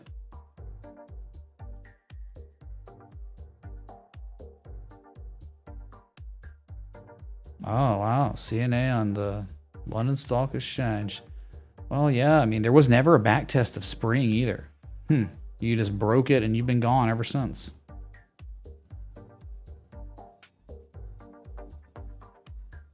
I would say your upside probably would take you to 130, maybe 118, 19.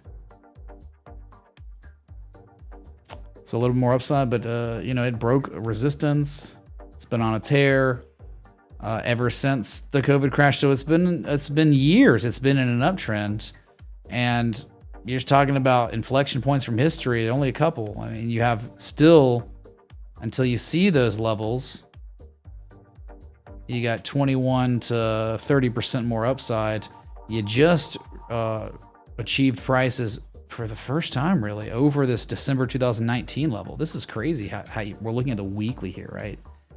What a loser. I mean, oh, it's 2013 and then it's 2020 and it's like you've just number go down forever. Okay, right? Another short trade FSLR since CNPH got tracked. Well, in phase was perfect, right? Kind of, yeah. Well, it did collapse from that top, from that second high at the right angle descending routing formation. So not too much to look at, just besides the fact that it hit all-time lows and rallied back, 1997 lows, got back above it, and you never saw a back test. I'd love to see a back test one day, but you broke the 2019 high, and there's only levels above you from 1998 and 2000, 1999, 2003. So they're there. So you're not really at such a strong area to take a fresh long based on all the stuff, right? You're in between multiple major levels. So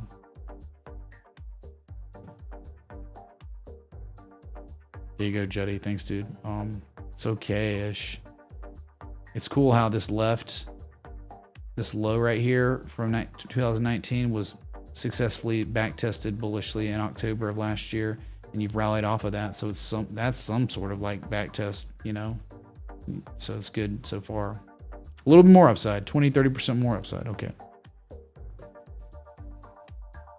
Bitcoin 2,685, down 1.42%, $323. You got everything in crypto is wrecked except ZRX today.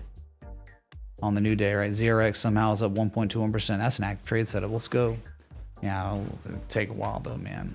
I think these ones, all these altcoins that they've made their lowest low.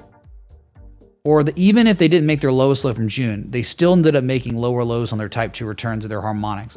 So I think like some sort of sell-off needs to be put in for a higher low to be achieved locally. And when you have like a higher low on a harmonic because the 886 and stuff, okay, that's cool. The type 2 return was lower than the local low. Both those lows were higher than the June low. But then give me a local higher low. And that way, hidden bullish divergence can develop, and then it can be without a shadow of a doubt where we're going. So far, it's like a lot of these altcoins have just put in their lowest lows. They just had 100% rallies. They're still making lower highs no matter what right now. So when you sell off again, give us a higher low. The first effing one.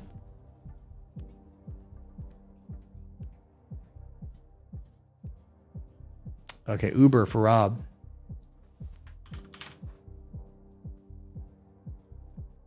EBITDA knowledge is my...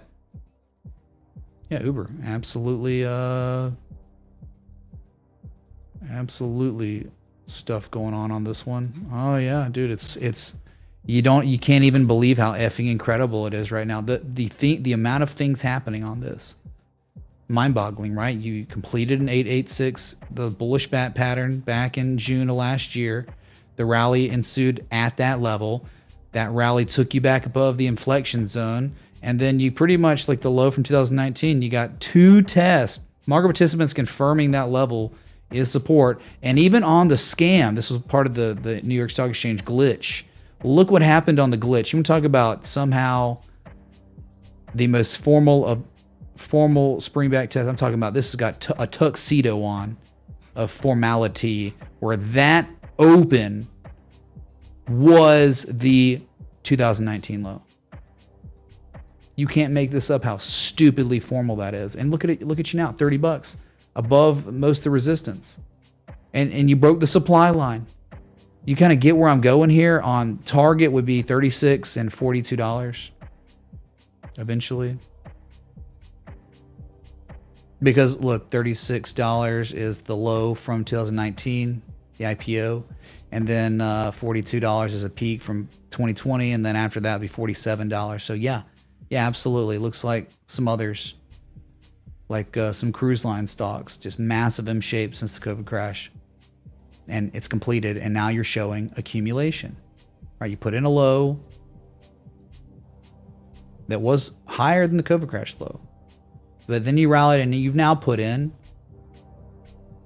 higher lows. And even on the third low, it was subtly, quietly, just barely another higher low.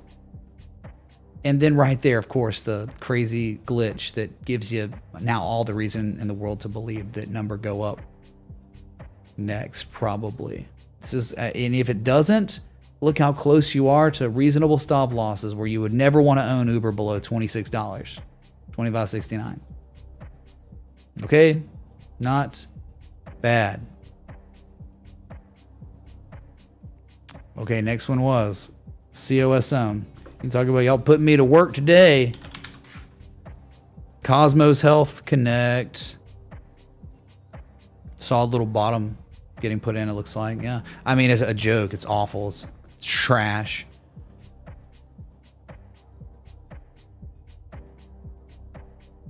It is trash. All-time lows, but and look at the illiquidity of it. 10 million volume though. Somehow, I'll just tell you the only, and you probably requesting it because of this, but it's just like, this is a low to high, what, 886 pivot. So it's like some whacked out psycho wave structure completing, and one time, two times, maybe at the bottom of that wave structure, it's time to rally.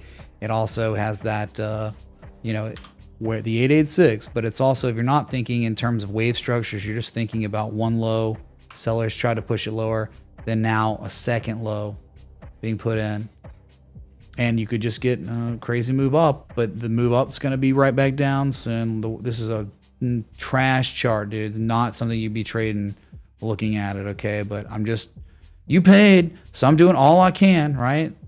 Maybe it's putting in a higher low double bottom on Cosmos Health at 682. Okay, $6, whatever. It was $3. It's doubled in value in like 4 or 5 days. Freaking insane, dude.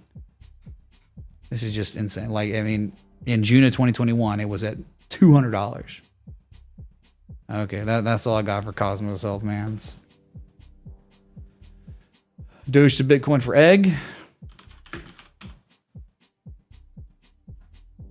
Hold on, drink some water, my God.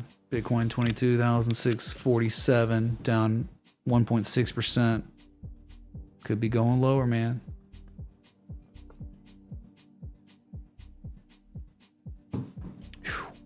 Malpal, is that real life? Did you now? Well, you should be waiting to the first of the month to join the Patreon, but you can join the Citadel in the Discord anytime. Anytime, dude. Hold on, let me try to pull it up. Joining is very simple. In the Discord, you just go up to the top, server subscriptions, and you click it. There it is, right here. This is the Citadel, where you get all the channels, all the charts, trade setups, education, premium Discord chat, and the emojis, but and you can join any time of the month, right? So you don't have to wait till the first like you do in Patreon. Can only do that on mobile, unfortunately, just because Apple Store would take 30% from Discord per sub, which is crazy. So I get why they wouldn't do it. Doge to BTC. I mean, it's definitely like, it's been rounding out, and all it needs to do, wherever it bottoms, just make a higher low than the October 2022 low, and it'll be perfect. The issue is it kind of looks like you got a little bit lower to go. I think if you're just anchoring from here to here, the 886 is at 341. You'd probably be waiting for something like that. A little bit lower. Would you say, though? I'm on the daily. Just make it higher loaded. There it is. I didn't see that. Malpal, thank you so much, dude. Here's your Jesus chimes. Thank you for supporting the channel, the community, and what I do every day on this stream. Thank you, dude. And the team appreciates it as well. Kingsman. And so Doge does have daily bullish divergence on the MACD histogram. So again, the way it looks to the US dollar, if Bitcoin doesn't collapse, I could see Doge outperforming. Breaks 9.1 cents. So it goes to 11 cents, then 16 cents after that. So you just got to wonder where it's going to bottom. I'm not sure. Probably the 886 or 100% at 293.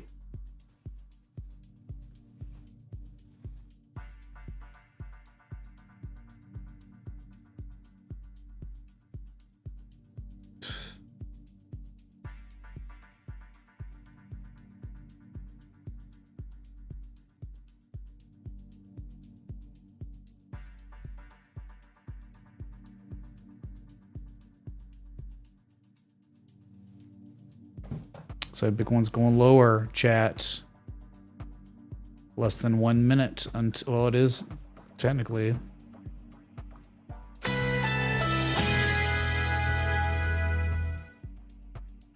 Yeah, about to be entering the 3rd hour, completing the 2nd hour of the new day. Only a few more candles till Gandalf shows up or something, right? Is that how it goes? Cowboy.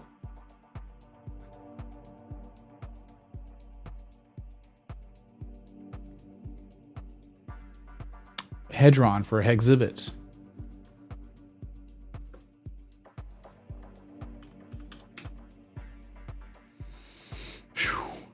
Hedron. Well, it's still hanging out after, I mean, the gorgeous harmonic developed. It was a Gartley with an 886 or near an 886. I mean, reaction with divergence, of course. It's just going sideways. I figured off the 10,524 level, you'd be going to 17, 18,000. You have not yet seen that. Got as high as 16,460 or so. I figure if you were ever to break that, that's when fireworks start. I think above 18,000 equals 32 to 34,000. For now, you're just going sideways, man. You kind of did what a lot of others did, where they ran up it for 2 weeks. They appreciated lots of value. Like this one went up 50% in 11 days, 10 days, and it's just been nothing for the greater part of the next 2 weeks, going on 2 weeks now. So consolidating just like Doge in ways. So this one looks like it's probably tied to that macro, and you're not, like, it's either 89 to 10,000 or 18,000 or 32. It's not 15. 15's in the middle of nowhere. It would be virtually impossible to strategize entry stop loss at where you are right now. If you got a type 2 return, it would be legendary. I mean, to do this would be so freaking amazing. Just like, think about, you look at this, right? And you look at this idea and it seems crazy now, but then you just look at, like, what did YFI do? It did the same effing thing, man. Like, it one time and then the second time, and then, you know, took off from there. And this is certainly failing right now. It's breakout. And this is exactly where reversals happen. Just because you're on breakout watch doesn't mean, oh, it's certainly going to break out and we're going to go up stupid amounts instantly. If the buyers were able to defend the breakout and the back test, okay, we are going moon. But so far on the new day, Bitcoin not doing too hot. There's no, if Bitcoin's not having a hot day at YFI, there's no way it's gonna stay broken out and then go to its next levels. Okay. And what I'm talking about.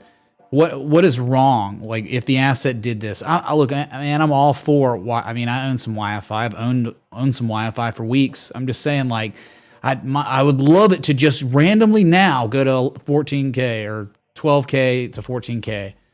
But I understand it's up so much in such a short period of time, and it's at a resistance now, and on the 12-hour showing some bearish divergence. So what happens if it just does something like this, man? Or worst case, something like this? Either way, you'd be getting your first local higher low, man. There's nothing wrong with that. People are going to just start coming for me because it didn't break out at an inflection point after running up 50+% in 2 weeks. Maybe 3 weeks. This one's still amazing. It's just, yeah, you're not going to... Sometimes there's a lot of supply at areas where there might be supply. Isn't that crazy? Yes, there's a lot of supply here. Too much right now. Band, though, finally absorbed its remaining supply, and that's why you got that massive markup yesterday. And no one's saying it can't happen. On this one, it really is dependent on the asset you're looking at right above me.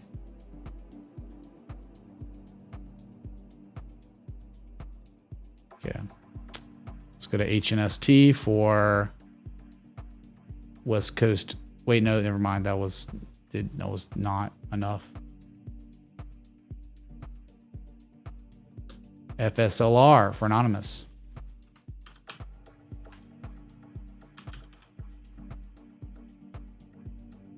Ugly, go ahead and say that, man. You obviously weren't here.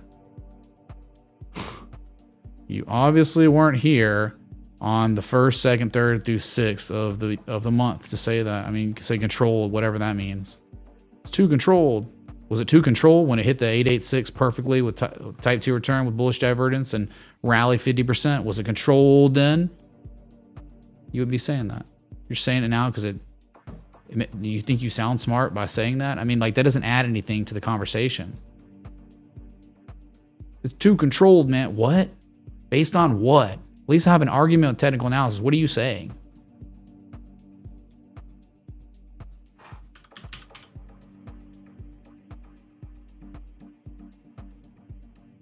FSLR, yeah, it's freaking whack, dude. He's looking for a short on it, but good God. I mean, this thing's just right at this high from 2011. It's a candle high close too from 2008. Wow. Didn't even notice that. Dang, man. Right there. Dude, you were at it. Holy crap.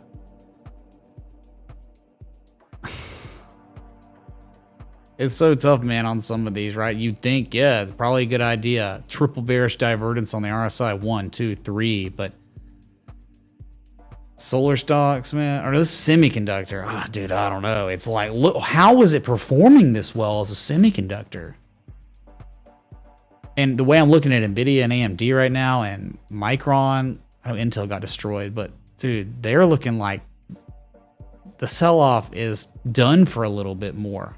A little bit longer. We might be going for 3-4 month rally off those weekly inverse head and shoulders double bottoms, possibly, right? And this one's up here making its highest levels a couple days ago since 2009. I mean, that's another level of performance that I don't know if I want to mess with, because your macros been pretty good. Now, give me some signs of some weakness, because all that's happening on the index funds are like really promising things for the next step we need to take in order to possibly eventually get a trend reversal argument. So you're just at resistance. I mean, let's get some pullbacks or something. It's just so strong, dude.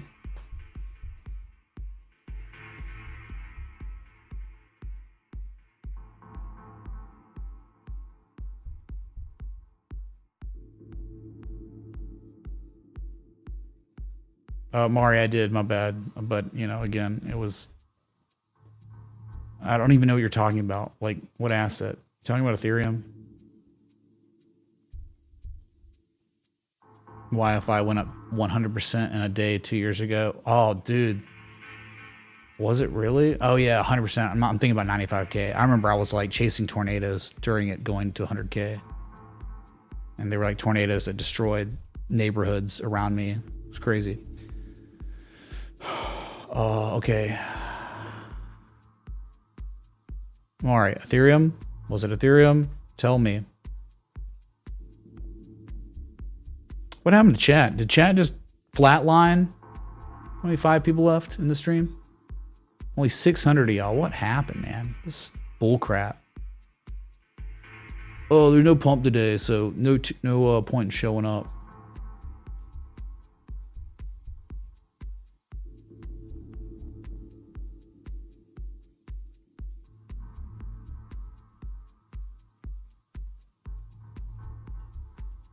$1,075. Talking about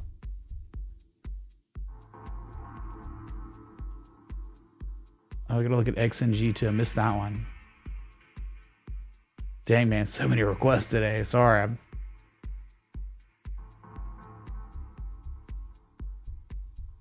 But this isn't even a real request. I'm wasting my... You said Ethereum. Okay, there it is.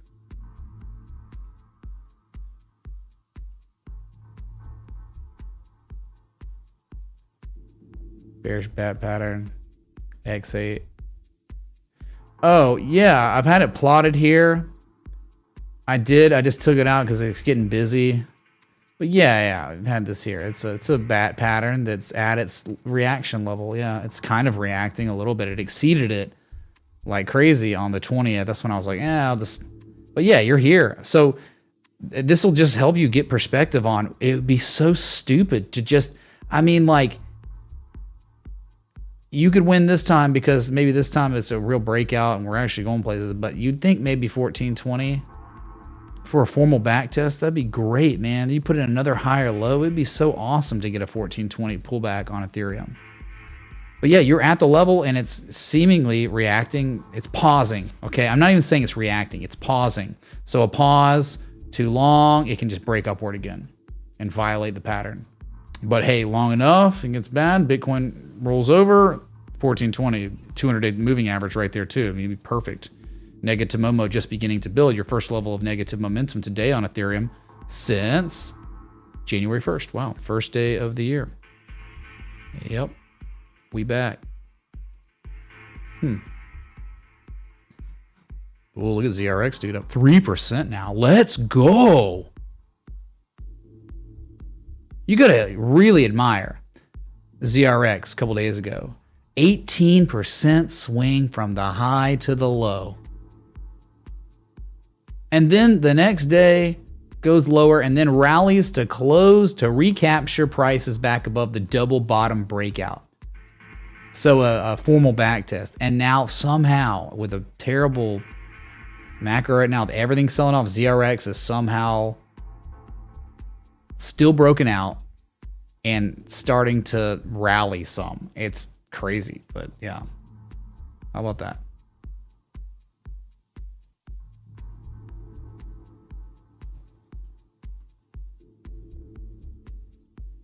Okay, let's go to XNG now. Another request, which is natural gas. Emphasis on the gas. That just yesterday made another fresh low from April of 2021. Yeah, man. This is why I wasn't joking. Could someone find the clip on natural gas when we went back in September and talked about it is the Terra Luna fractal? This was the patterns, the exact same technical formation that occurred before Terra Luna went to zero, roughly. And this is as close to going to zero and as fast as you could possibly imagine on natural gas, man. It's not going to go to zero immediately, but it can't get me. This is pretty good, right? From sellers, that's pretty amazing. So to look at it, I'm normally looking at other charts that gauge natural gas. Probably, I think it would be prudent to wait to 191, 170 again. It could be legendary down there. There's a nice bullish dragon. Look at hey, this is like Veil right here in December 2020, March 2021. The higher lows. You're already putting a bottom in, man. It's like inverse head and shoulders too. Dang, man. That was solid back then. But it's all over. The party's over. Now the bearish stuff being reliable and outperforming like crazy. Two head and shoulders, double top, dark cloud cover, tweezer top up here on XNG. God. Yeah, nearing an 886. You're probably at a 786 right now, right? Just gauging low to high. Yeah, you're in between this. You're on the way. You're almost at 886 is 248. You might react there. It might be crazy, man. Probably be an insane reaction too. Like, still gonna make a lower high than the high from November. I think I just finally got through. Finally just got through all the requests. It took me that long, chat. Dang. This is the most requests I have had in a while. So really appreciate those contributions and trying to provide the value to you. Oof. I dig it, man.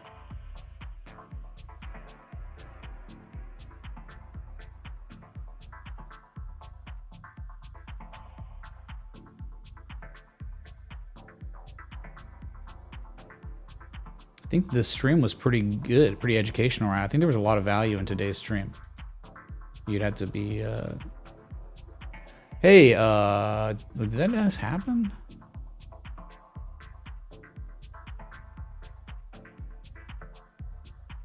Oh, okay, never mind, sorry. Now we're good. What is Ocean smoking? Z Thomas asks. Well, Ocean, remember when it broke out? It had broken out, for real. And it is, I mean, you can't say I wasn't here discussing the potential consequence of a breach above 27.7 cents. I mean, the overhead resistance it's upon you. One of them it's a joke, 42.5 cents. But that besides that, 61.47 cents up there. Right angle descending broadening formation, right angle descending broadening formation stuff. Spring back test, and at the end of the year, beginning of the new year, yeah, it's moon. That's what happens.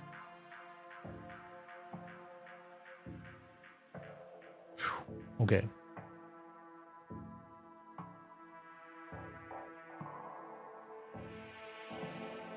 So Bitcoin just consolidating sideways. People who FOMO'd at resistance. I have one sound clip for you, and it is... You see what happens, Larry? We will now destroy someone else's vehicle, thinking it's yours. Right? Is that how it works? You see what happens, Larry? You see what happens?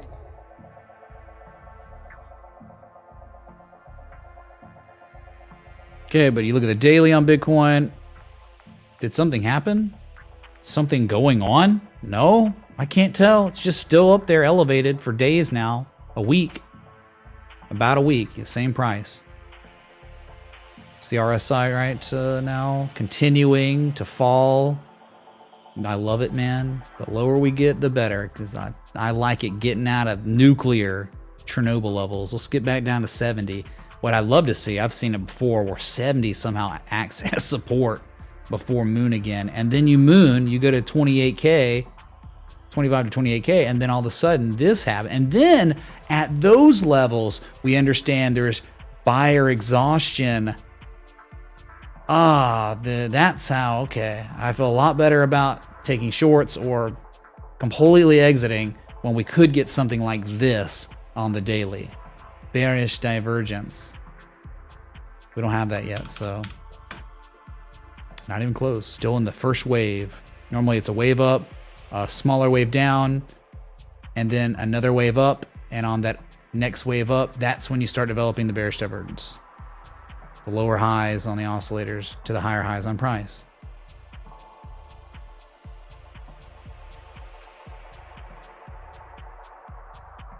Do your homework, Larry, or be destroyed. Also join the Discord. There it is. Everyone join the Discord. We're trying to get 15,000 members. We are almost there. We're getting closer and closer every day. 15K. Build the TA army up. So anyway, appreciate the likes, love, support, contributions, everything in between. Hoodie, thanks for the 2 super chats.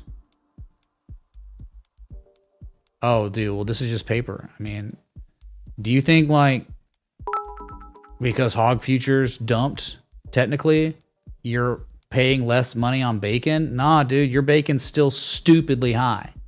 Ridiculously high. Steak futures continuing to pump. Parabolic prices correlate to that. But you look at soybeans or corn or wheat, everything that's way off the highs. Doesn't matter. They've doubled in price for you. Doubled or more in price. Cilantro, you name it, dude. Seafood, forget about it, dude. You're gonna eat the bugs, chat. You'll eat the bugs. They're already putting bug substitute stuff in food against people's will in Europe now. They're like read an article about it. It's crazy. They're not gonna tell you. Why would they tell you? You don't own guns. You can't do anything, Europeans. What are you gonna do when these bureaucrats that think they know everything, they keep doing this? They keep just pushing it more and more. You're never gonna stop it. You have too much to lose. You got a family, you got kids, you got a social status. You can't stand up. You can't do that, man. Ruin your life.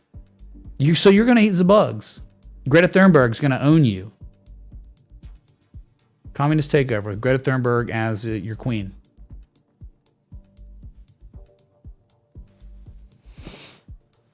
Yeah, you're gonna have intersectional cities like in Oxfordshire or whatever. Hunger Games, bro. and you will do nothing about it. Mojeepin super chatted $49.99. Great stream. Much love, brother. Position well thanks to you. Thanks, Mojeepin, for the $50 super chat. That was the largest super chat of the evening. Kingsman. I think it was the single largest contribution of the stream. Wow, coming in at the twilight of the stream. Gentlemen in the mix. Eats the bugs, dude. I just want to know, like, what would happen, like, if you're in the UK specifically. I mean, the stuff they're implementing. What's the breaking point for you as a UK citizen? Like, and if you had a breaking point, what would you do, or what would the people, your neighbors, do? Are already arresting people for saying stuff on Facebook, right? They'll come to your door, kick it in, take you away.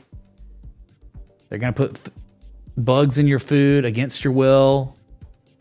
They're gonna make your city cut off because of climate. You can only travel outside of your zone 145 times a year. After that, you get fined. I mean,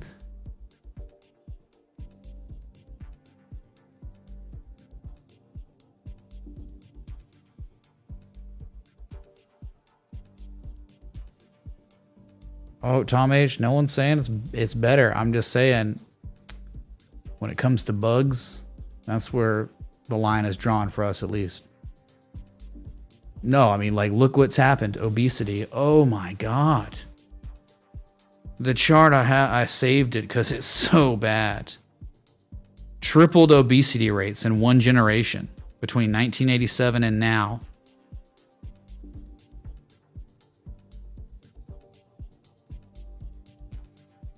Like, yeah, half the states plus have a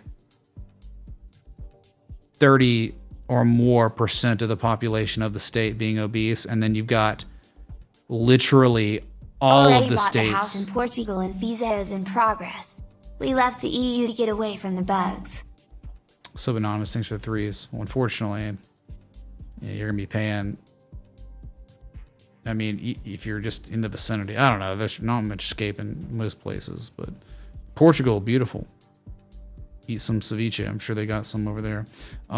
Yeah, and so now, like, since 2021, you're talking every single state in the effing union outside of Hawaii has greater than 25% of the population. Talking about every single state you go to, minimum, except Hawaii, 1 in 4 people are considered obese. Yeah, obese. That's not a hate word. That's a clinical word.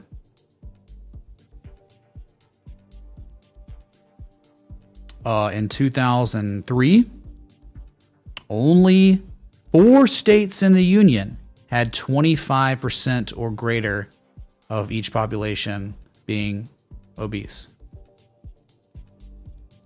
So that shows you how broken the food system is. It's so bad now.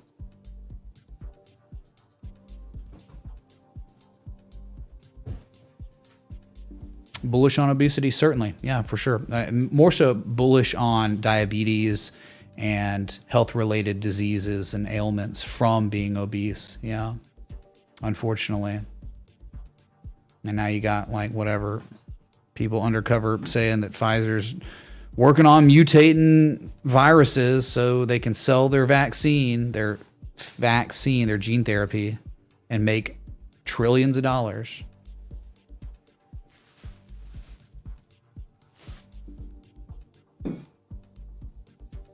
That's true, Gary. It's true. Weird. I don't know why. It's the only state on that chart. It's called Clown World, Will. It's Clown World, and it's so real of Clown World. Like, you know how, like, there would be people, you know, when something happens, there's a fight, and someone would iconically scream World Star. I think now it should turn into the point where someone starts screaming Clown World. You know, when you got all these weird things happening that, you know, I'm not going to go into it, but you know what I'm talking about. you know, someone walking around with like an entire like transparent screen around their whole body because they're scared of COVID. That's clown world. And you start screaming, video it, clown You will world, be arrested clown if world. you speak out of line soon according to their woke views. FBI and NATO slipped up at WEF and spilled the beans. Aren't they already doing that? Weaponizing all the alphabet agencies? They tried getting in with the IRS too. That was their next thing, and thankfully, kind of like with Elon buying Twitter, it's kind of stopped their momentum. They were snowballing in Momo authoritarianism, and then Elon buying Twitter was like a local top, you know, massive pullback on authoritarianism. But I'm sure an attempted rally is going to happen, and hopefully when it does, there'll be bearish divergence.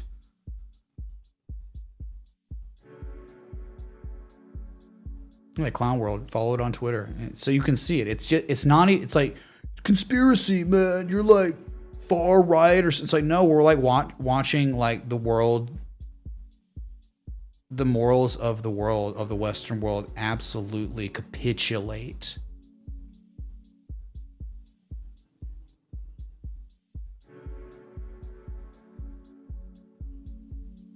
It is not up to me to know. I don't know if we'll ever see $83,000 again on YFI. Do you understand? I don't know if YFI will see 11,386, 14,000, 18,000 again. I don't know. Traditional technical analysis doesn't tell you if something is certainly going to happen or not. I think this is a very predictable pattern that when it develops in this context, especially after a 99% retrace, I think this is it was and is kind of one of the lowest risk setups you could ever dream of for the next, could take 3 to 6 months to play out eventually.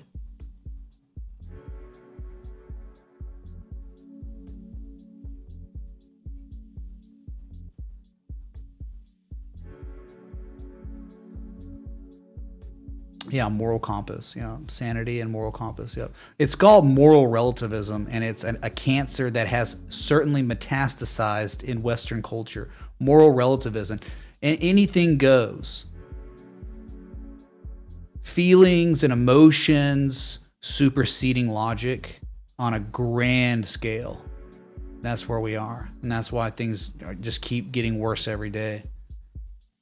And this stuff's like taught in universities and colleges, and it's being mass produced, and people graduate every day. They're indoctrinated. They come out with no real world skills. They're in debt. They can never get out of debt. And so they say, oh, capitalism's the problem. Oh, down with capitalism.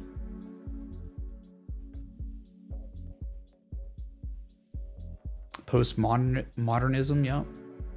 That's it.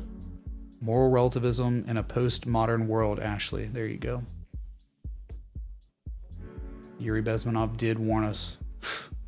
It's like freaking crazy. Yeah, everyone's offended by everything. How are you still streaming? I went to pick up my daughter, then Trader Joe's, and back now, and you're still here? My God, man. My God. Is that a joint? Well, we had a tremendous amount of requests. Then we started talking about the world, which can be more interesting than just looking at charts, you know? So chat gets more lit when we talk about not charts. But it's a conversation, man. It's important, you know, to some degree. Because it's like, hey, it's kind of just like the future on the line of future kids or the kids you already have, you know? It's just kind of like their whole life. They're going to have to deal with it, and it's just going to get worse and worse. And you now see it with the corporations becoming so psychotic in this stuff, getting completely caught up in it, because this is what's happening. You're seeing it in these universities. And then now these people that are graduating are getting these high-end jobs where they probably don't deserve it. They're just getting it because it's not about merit anymore. And so they're in power, and all that crap that was programmed in them in college and universities is now, you know, in the real world. So now you get the most psychotic, crazy stuff that you would never think could ever be the case. Like, I mean, how could, what is it, in Norway, the government is taking taxpayer money and doing a study to see if white painting is racist. Like that right there doesn't even make, it's like the craziest nonsensical thing ever, and money's getting spent on it. That, no accountability.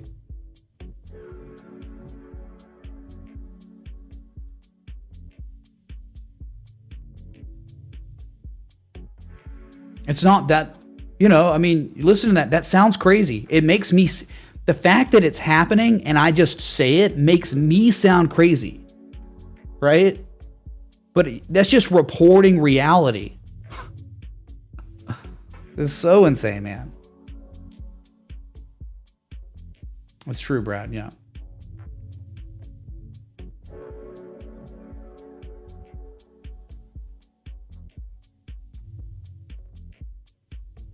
Okay, so I guess we'll end it with that.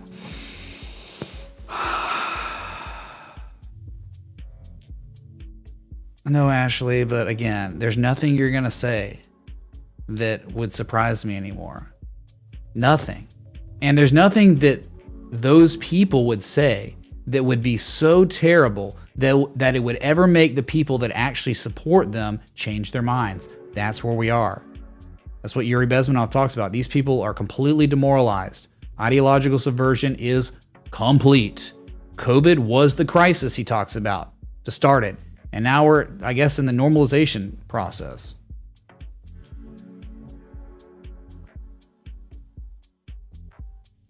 Dude, we have tons of people that are not white in our community. And people that aren't white that hear that think it's absurd too. It's crazy.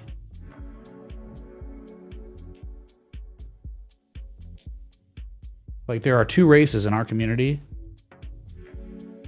The green people and the red people, right?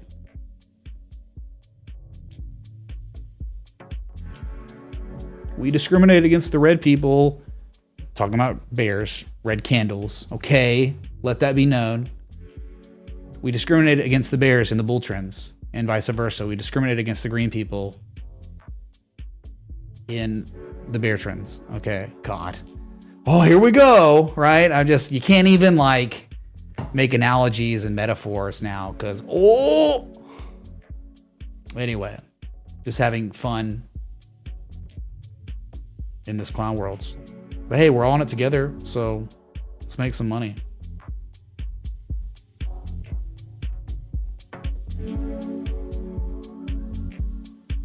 The good news is I wasn't relevant anyway, so you can't cancel me. But I'll be back. Until next time, respect T A.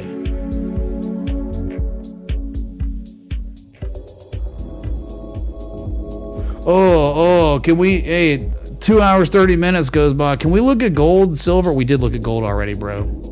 Wow.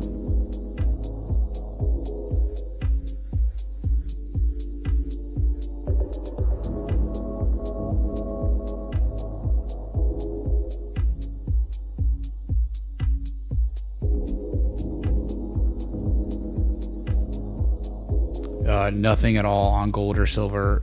There's nothing, no action to take. There's no fresh longs, and shorting right now, I don't think there's enough structural development. I don't think there's enough of an edge on the oscillators. I think it's like no action to take because the run happened, and now we gotta wait.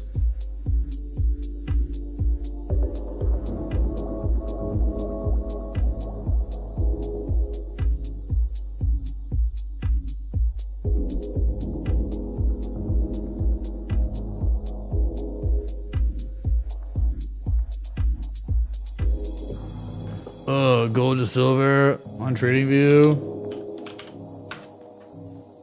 Been here before. Well,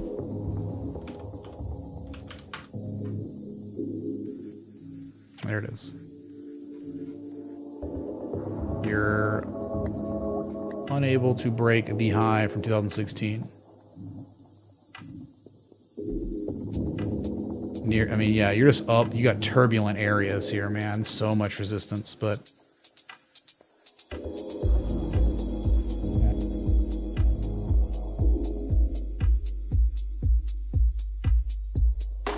got some pretty real hidden bullish divergence, like Class B, but 200-week moving average, you're below it. You're below it. Look, that's the weekly candle high close from 2008. My music's loud, dude. I'm not supposed to be here right now. And you had 2.5 hours to tip me for this. So until you break 84, that's your. This could be exactly the perfect reversal area where gold starts outperforming the living F out of silver again, because you just upthrusted, failed to break out, and now you're formally back testing the old candle high close on the weekly from 2008 as resistance. And you know, when you fail to break that level, look where you go. You go to 65. So not really sold on silver outperforming gold right now. Not yet. You got to break all this that you're not breaking. So thanks, dude.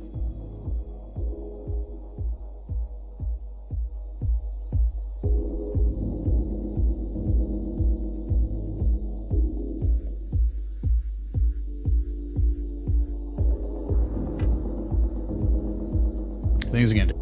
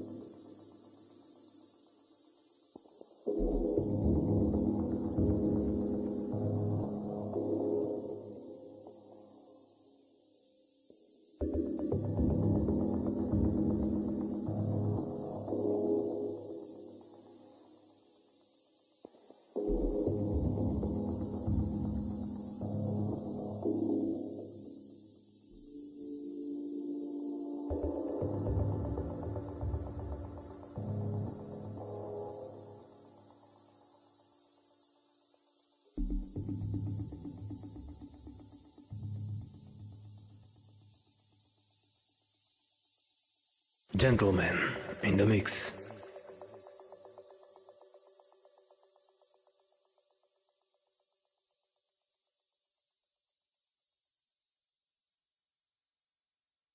My name is JP.